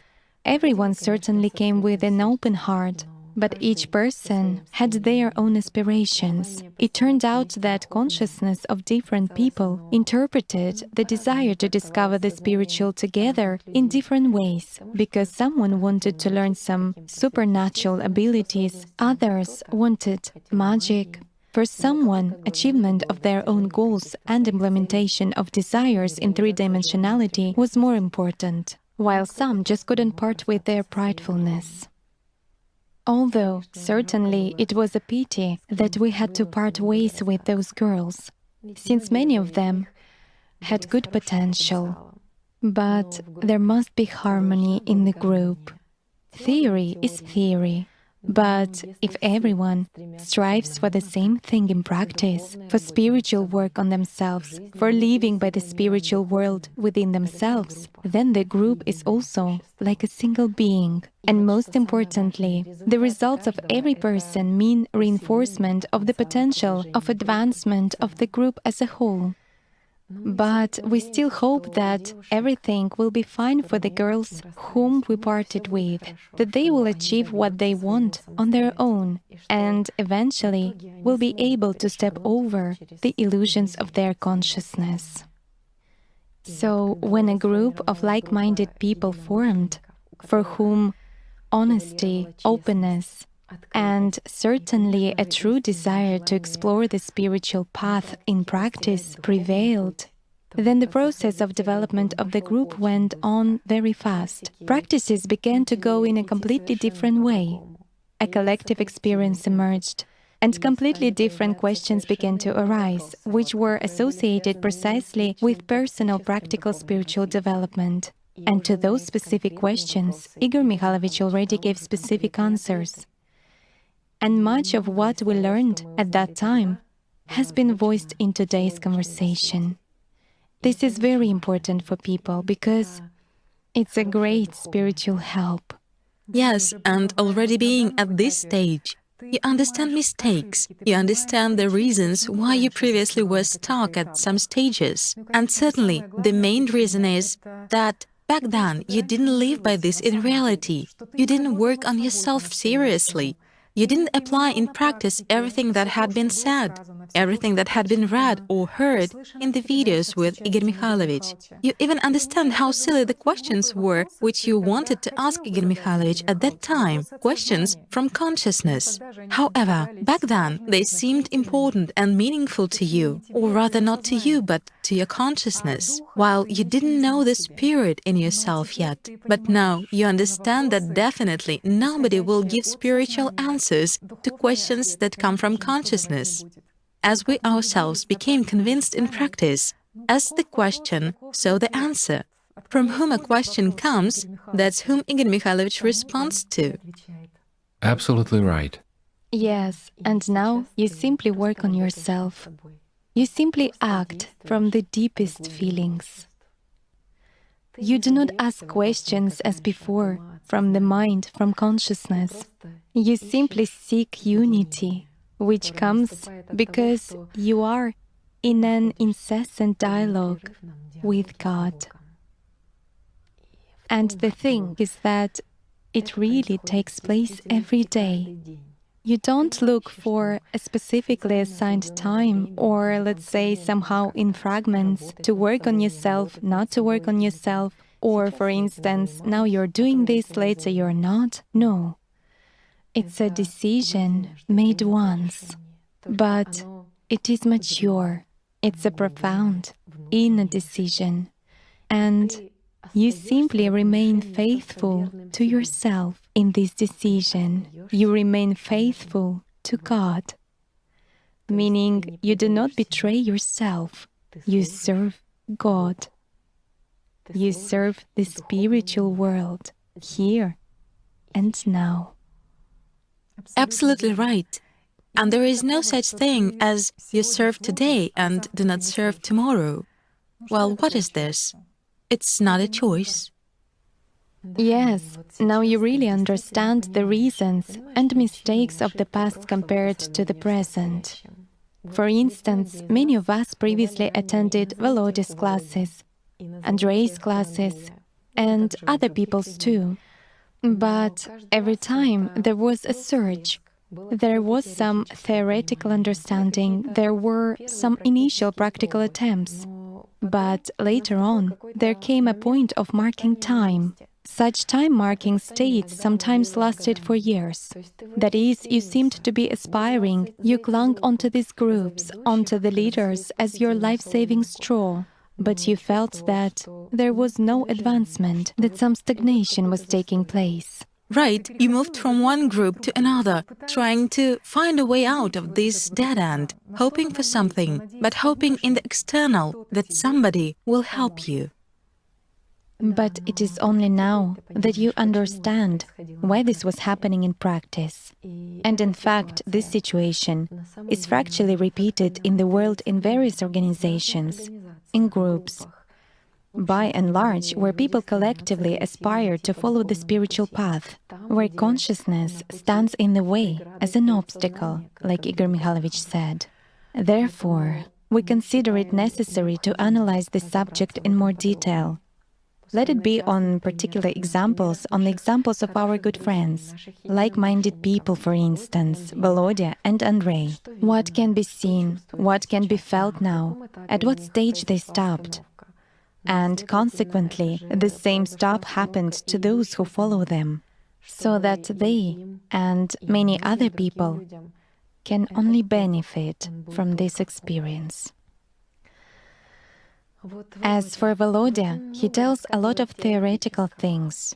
And for those who are starting their path, it's important, it's interesting. One should indeed have great patience in order to answer all those numerous questions from beginners, questions from consciousness. Who am I? Why doesn't meditation work out for me? Or I have a situation in everyday life or in relationships with my loved ones. What should I do? Or they do not understand me. Or how can I be happy? And many other questions. Therefore, we should do justice to Volodya's courage. He hears everyone out. He patiently answers questions from people's consciousness. And as an initial, as a preliminary stage, this is good. However, afterwards, you no longer understand why a year or 2 years pass. But you are still in the same place where you were. You feel that the first breakthrough did take place. But there is no further growth. You hear the same examples as you heard before. You hear the same theory as you heard before. But somehow you don't understand what you're doing wrong. What's the problem? Why are you standing still? Why is there no movement forward? As a group leader, Volodya tells a lot of theoretical things. But what does he live by in reality? After all, we are saying this not because the problem is with Volodya. This problem applies to many people. So, as for specifically practical experience, many people stop exactly at the aspiration for achieving a state of peace, a state of comfort, improvement of relationships with people, meaning at the aspiration to peacefully resolve a conflict situation in three-dimensionality through tranquility. And they tell other people about this. Because when you answer another person's question, you first of all voice precisely what you understand in yourself, what concerns you, and how you would like to resolve this within yourself. Thus, these people content themselves with an illusion of life. Therefore, many of their examples are no different from table talks. This is as if relatives have simply gathered at one table, and each person recalls something edifying from their life in three-dimensionality. Who you were before, how you resolved conflicts, and what feats you performed in three-dimensionality. While in the spiritual, and this is strongly felt, there is merely desire to be like this, a theoretical intention from consciousness, and a suggestion to yourself that you are following the spiritual path, that you are evolving.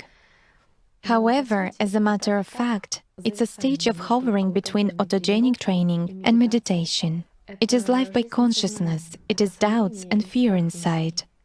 That's why there is a desire to achieve at least peace and balance in meditation. It's a constant inculcation, simply like in autogenic training.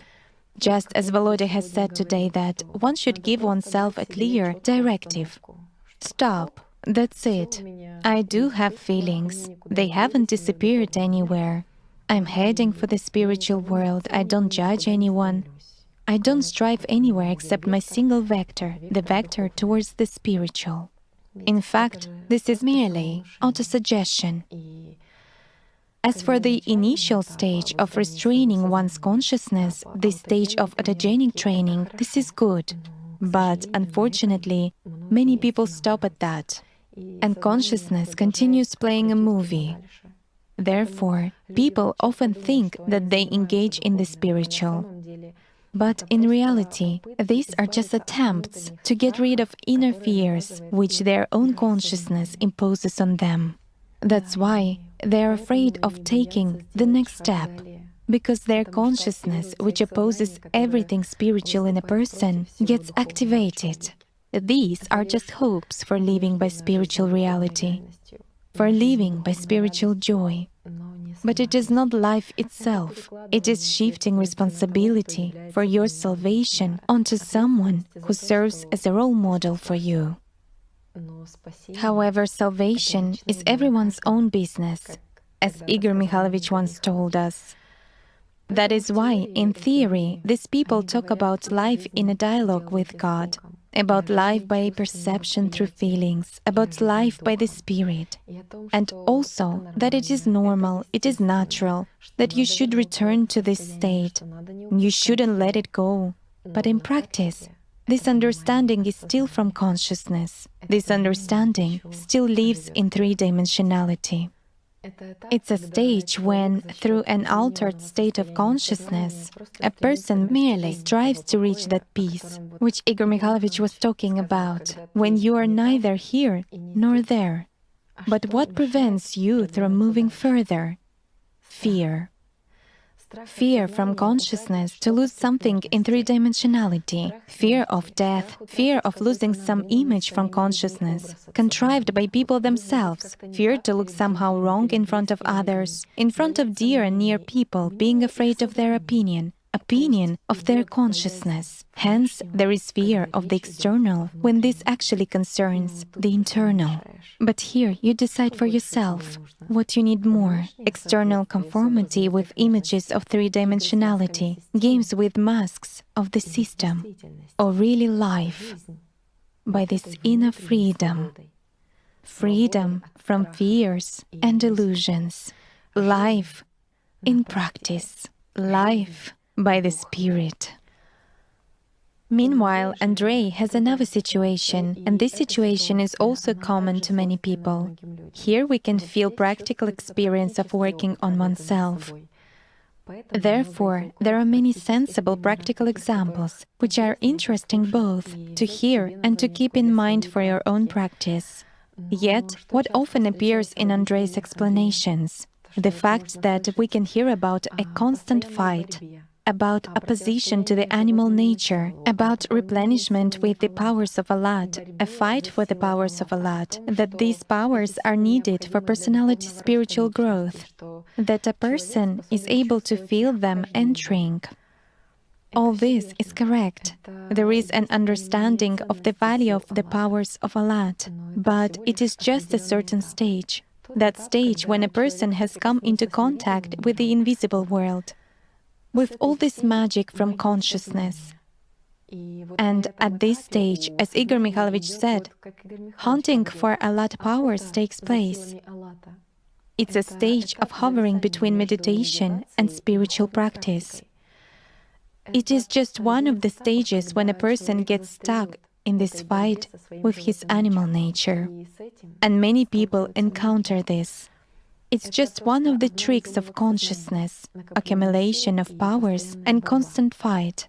Yet, when a person fights, there is no true love in him. He merely invests all his attention in this fight rather than in multiplying his spiritual love, although everything is actually simple. When you live in multiplying God's love, there is vigil, yet there is no exhausting fight. You just multiply this divine love in yourself while immersing in the inner source, the source which is in you, the true and boundless one.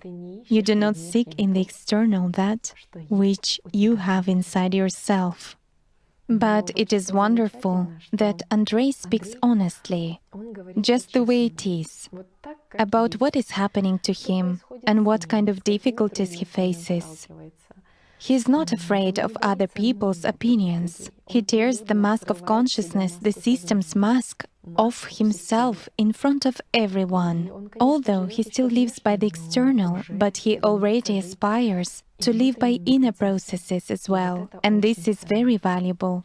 Why is this valuable? Because, for example, just imagine that if now a clergyman, no matter which religious organization, would just come out to people and honestly say to his flock, "I'm sorry, but I don't know, I have doubts. I don't know whether there is God or there is no God, but I truly hope, I truly believe that He exists. Yet, so far I don't know how to live by spirit, to live by the truth, in freedom, in God's love. My demons prevent me from understanding this. I simply have fear. I've learned the theory, but I don't have spiritual practice. Yet I aspire, I want to. So let's try together, let's pray, let's perform some rituals that our fathers and grandfathers performed, in the hope of getting into heaven. Maybe something will work out for us too." What do you think consciousness would tell the flock about such a clergyman? Well, that is why the clergy wear masks of spiritual omniscience. And this problem is on a very large scale, because clergymen of various religions who truly strive for God get stuck precisely in this exhausting fight with their own demons. Just think of that. Millions of clergymen, behind whom there are billions of believers. So this is the way people live. Some suffer in doubts under the masks of images, while others comfort themselves with false hopes, shifting responsibility onto someone else and believing in these empty images. Yet, there is also another trick of consciousness by which people are hooked quite willingly. It is what became clear to us at the stage of formation of our group, when some of our girls visited a person who himself became stuck at extrasensory perception, meaning he was seized with a thirst for secret power over people through magic. Well, this is precisely what lured some of the girls. But in that case, there was only theory and illusions. It was merely a desire to seem but not to be. These were just personal fears from consciousness, but nothing more than that. Yes. By the way, Igor Mikhailovich, we would be very grateful if you, perhaps a little later, would tell in more detail about the harmfulness of magic. It's just that people misunderstand a lot of things in these matters. They do not realize what they are doing in actual fact. Certainly. Yes, it's an important point. Also, we would like to note that during the period of our running back and forth and searching among groups, we witnessed many times how in various groups people simply chose among themselves who would lead a class that day. And some people were afraid of overstepping their fear. Perhaps they were somewhat afraid of overstepping their laziness. They were simply afraid to take on responsibility, while for others, it was the opposite. But what struck our eyes was that not those people who made good progress in practices were chosen, not those who had something to share in terms of their recently acquired practical experience, but those who were acquainted with Volodya or with somebody else. A special priority was given to the one who knew Igor Mikhailovich personally. Yes, but as Igor Mikhailovich once told us, there are many people near me at times, but this indicates nothing. Do not create authorities for yourselves and do not draw images, because nobody will surmount your path instead of you. Absolutely right. Right, indeed. Many people actually set hopes on images from their consciousness, while consciousness at that time comforts itself with secret hopes and pridefulness. Yet, at this time, a person doesn't live by the spiritual, but only engages in it. Therefore, time passes, and these people have no results, because they still live to the dictation of consciousness. Thus, inside them, there live fear and doubts, misunderstanding of the spiritual world in practice, and this is strongly felt. Let's even take such examples known to us. No matter how people repeat from their mind what Igor Mikhailovich said, and some even claim this knowledge to be their own experience, it is still felt that they broadcast not from spirit, but from consciousness. They talk about things they themselves do not live by in practice. At this time, people who listen to them, if consciousness predominates in them too, they create of them images of those who these people are not in their essence. But this will continue until people learn to feel the truth. There is a big difference when a person broadcasts from the spirit and when he merely conveys information from his consciousness, even if it is important. When words from consciousness are voiced, a person seems to be saying important things. You are listening, he seems to be giving useful advice, but you understand that it is sort of superficial, sort of theoretical. That is, the content is interesting, the speaker's words sound right, but they are empty and ordinary. There is no power behind them. Whereas when broadcasting takes place from the spirit, people feel it right away. They feel this very difference. They feel that there is power in these words. Why does this happen? Well, as Igor Mikhailovich said, when consciousness starts being endowed with the power from spirit, a word gains weight. And then already a totally different question arises. What prevails in that person who listens to this word? After all, if he is a slave of consciousness, if the animal nature predominates in him, then, of course, this entire negativity from the animal nature, from consciousness, rises inside him. And at the same time, a thirst for possessing the same power of the word emerges, meaning a hunt for the powers of Allat begins. Consciousness starts thrashing about in questions. Where is sorcery here? Where is magic? Because consciousness understands nothing else, but all its thrashing takes place within the limits of three-dimensionality. So it searches, maybe it's a timbre, perhaps it's a rhyme, perhaps some frequencies, or maybe some other influence. But when the spiritual nature prevails in a person as a listener, then a spirit communicates with a spirit. An invisible spiritual assistance is rendered to those who really crave being in connection with the spiritual world, crave for living in spirit. And they do not care about the way this will take place, because at this moment they are absorbed in the process itself, in that which the eye doesn't see and the ear doesn't hear. They are absorbed in spiritual love, in what God has prepared for those who love Him. Right, and one should not build images in three-dimensionality, because images stimulate either human pridefulness and activate this entire negativity of consciousness, that very envy, that very hatred, anger, judgment and comparison. Or people deify this three-dimensional image, and consciousness already creates false hopes. It builds out of it a false support based on illusions, a support on the image. It endows it with those qualities which one or another person has never had. And here's the kind of thoughts which consciousness throws into a person.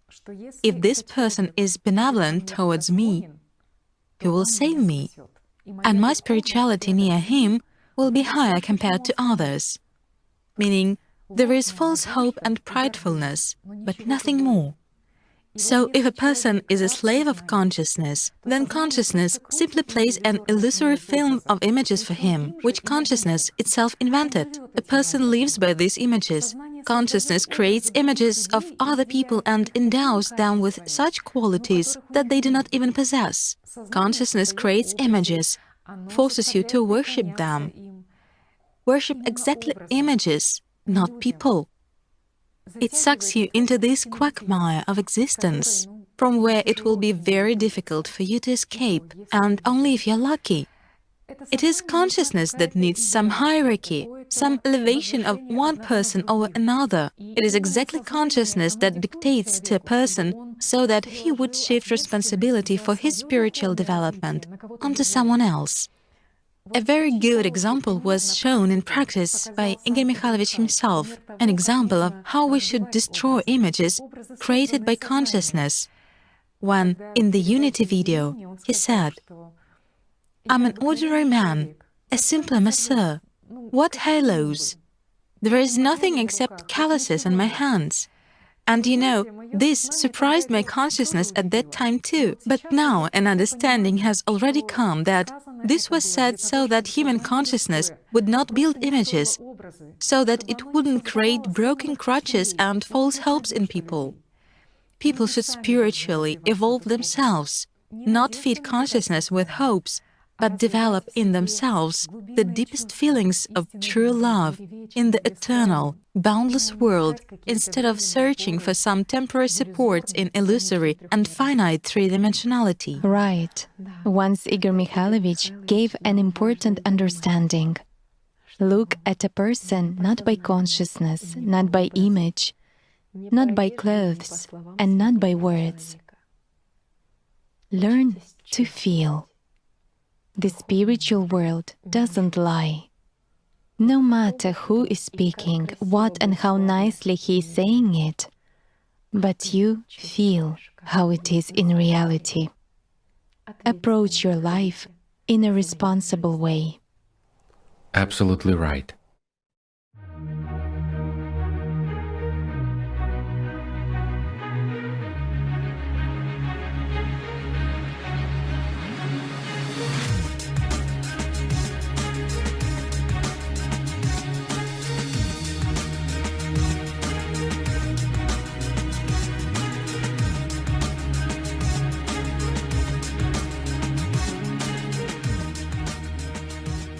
When personality perceives what it has to perceive, the spiritual world, it becomes free of these illusions.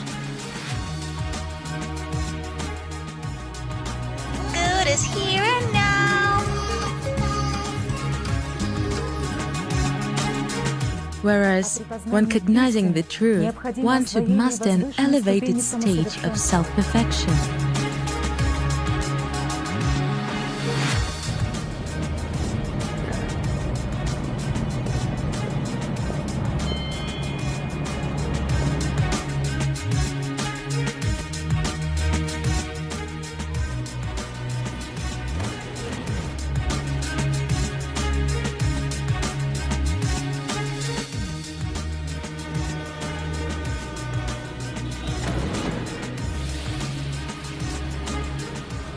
It is extremely difficult to describe that world by means of these tools, words, and everything else. It is much easier to let a person feel, but this is possible only when he wants it.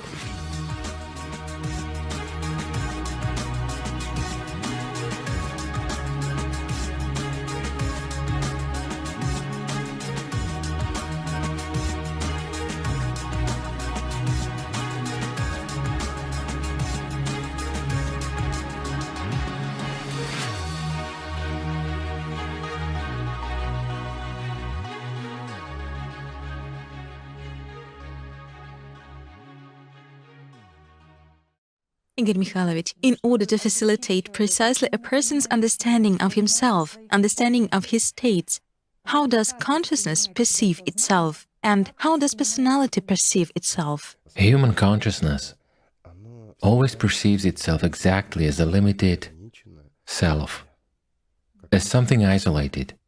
How does a person perceive himself? I, me, mine, and that's it. And it is sort of encapsulated and closed. Whereas when personality perceives itself, it perceives itself as boundlessness and a part of the whole. This is also an interesting point. Yet a person does want to be spiritual. He strives for that. Indeed, every person strives for the spiritual world. It's an inner aspiration. But most often, consciousness blocks, erases, gives false guidance and paths. Thus it proves to personality that the spiritual world doesn't exist. It covers the forest in front of a person's eyes with a straw. It diverts the entire attention. Look, focus on the straw. Observe the straw. And behind this straw, when you hold it in front of your face and fix your eyes only on it, you do not see the forest which is around you. That is how consciousness works. With the illusion of its three-dimensional existence, it covers the boundlessness and versatility of the infinite God's world. Yet how to shift the focus of attention, how to wake up from this illusion? Observe consciousness, and you will understand that you're not consciousness. Invest the power of attention in that place where it is warm, nice, and joyful. Seek this joy inside. After all, it is there. And the constant source of this joy in a human being, in the human energy structure, is nothing other than the soul. This is like standing in the cold in front of a wide open door, into a room where it is very warm. You feel this warmth coming from inside the room. It is joyful and cheerful in that room. There is a bright light, and it's very warm, while you're in the darkness and in the cold. It's impossible to confuse. You will get there anyway. If you want to. So personality has only spiritual experience and practice. Owing to its unique perception, it is able to understand the primordial truth globally, to distinguish the good from the bad, and to make a choice. This considerably differs from the artificial work of consciousness, from incessant analysis coming from the mind, when consciousness makes a mountain out of a molehill. It is human consciousness that constantly analyzes. It takes a molehill and turns it into a mountain, approaching it from different sides, but at the same time it studies the mountain by touch, while blindfolded. Personality doesn't act this way. Personality has a holistic perception. It just knows what a mountain is, and it knows what a molehill is. It's a voluminous knowledge, but it is unattainable for consciousness. And here's a simple phenomenon. It is described by very many people in human history, by those who attained this knowledge. A person knows, but has great difficulty in expressing all this in words. Why? Because consciousness refuses even to shape this knowledge into an elementary set of words which a person possesses. There is a little nuance. Consciousness will never perceive a human being as personality. It will always resist and will always burden you.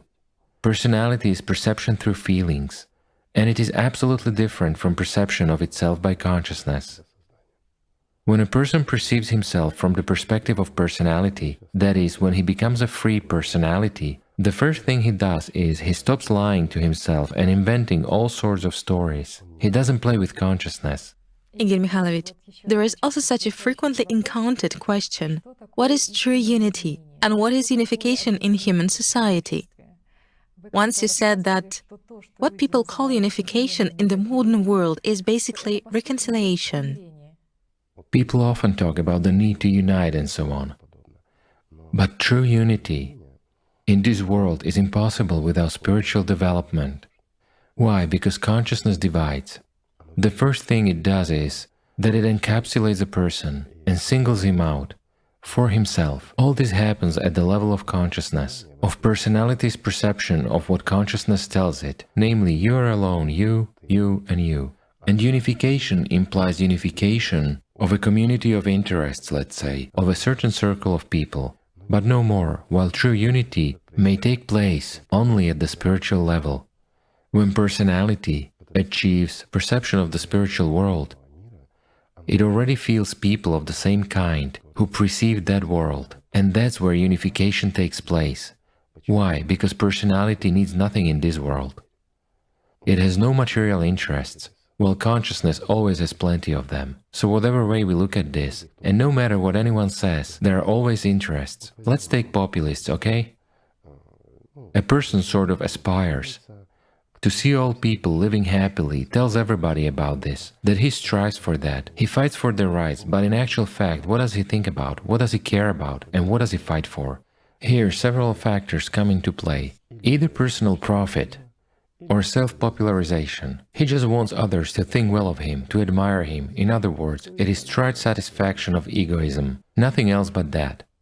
Isn't it so? It is. Does personality need this? No, it doesn't. Why? Because in this world, we don't even know, well, frankly speaking, in all honesty, if you live in a 9-story house, you hardly know all the neighbors in your house. While personality perceives everyone in infinity when it is there. And here's exactly the paradox. There are no strangers there. Everyone there is close ones. There is family. Everything there is near and dear. Yes. So, when the real feeling begins, there begins, Such grace. yes, tremendous God's power. Certainly, grace begins when feelings come. Precisely, perception through feelings, while consciousness always divides and separates people. It endows somebody with what he doesn't actually have. Why? Again, it's a struggle for power, for domination. Here, as a matter of fact, hatred is generated. Naturally, since there is hatred, it means there is rejection, judgment, or envy. Personality doesn't possess qualities of either envy or judgment or anything. Again, they say that God cannot judge. He either perceives or doesn't perceive. Black and white, acceptable or unacceptable, alive or dead, everything is simple. Igor Mikhailovich, there is also a question regarding religions. For instance, consciousness presents to a large number of people that unification in the lower strata is possible only when all religions unite at the level of the upper strata. Is this possible? The thing is that we already discussed it. Unification of religions is actually impossible. Everything that prevails in religions is not spirit. It is consciousness, first and foremost, that which controls all religions. Why? No matter how paradoxical this might be, a religion is an organization. Meanwhile, organizations defend their personal interests. A fight for power actually takes place. Those who fight for power are ready to unite with anyone if the latter submits to them, and everyone thinks this way. In fact, this is impossible. It's a different matter whether unification of people in service to Lord, true service to the spiritual world is possible. It is necessary, not just possible. It's an issue of survival, of humankind. Whether it is needed or not, this should not even be discussed. But is it possible or impossible? Of course it is possible, but that's the choice of people. Are they able to overcome Satan in themselves, to get away from the inner filth, from slander, and to embark on the spiritual path, on the path of truth? The system, naturally, doesn't want that. But human personalities, human souls, they do want this. Is it possible? It is possible, if they want it. But religions, no, they cannot. Similarly, can all businesses in the world unite? Well, if some dictator comes and takes the entire business for himself, of course they will unite. Same with religions. As practice shows, people's unification in true service to the spiritual world is already taking place, and that enormous wave of practical interest of people from various countries, the wave of interest in the knowledge presented through the book AllatRa and through the videos with your participation, the wave that is now rolling across the world is exactly a confirmation of that. Moreover, it's not just people of different nationalities and different social statuses who find points of contact based on the universal grain of truth, but also monks and priests of various religions and denominations, people who once chose for themselves the path of true service to God. The knowledge given in the very book AllatRa unites people. Indeed, as of today, very many, not only clergymen, but also monks from various religions, secretly from their administration, no matter how paradoxical this is, are practicing and learning, and a lot of them have achieved good results. However, being in the system, in an organization, they cannot declare this openly.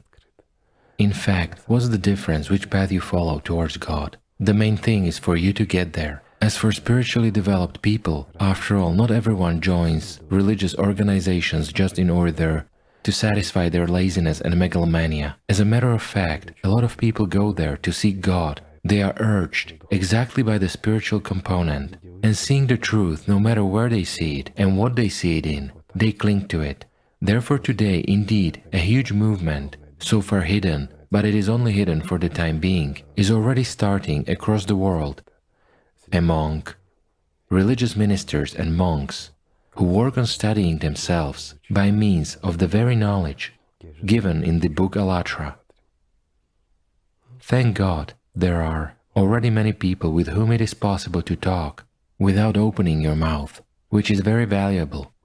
In the language of the deepest feelings, which is understandable without words. Right, but in the past there was one language and it was easier. This is confirmed again by those very signs, like we talked about Allat, or that very AllatRa sign.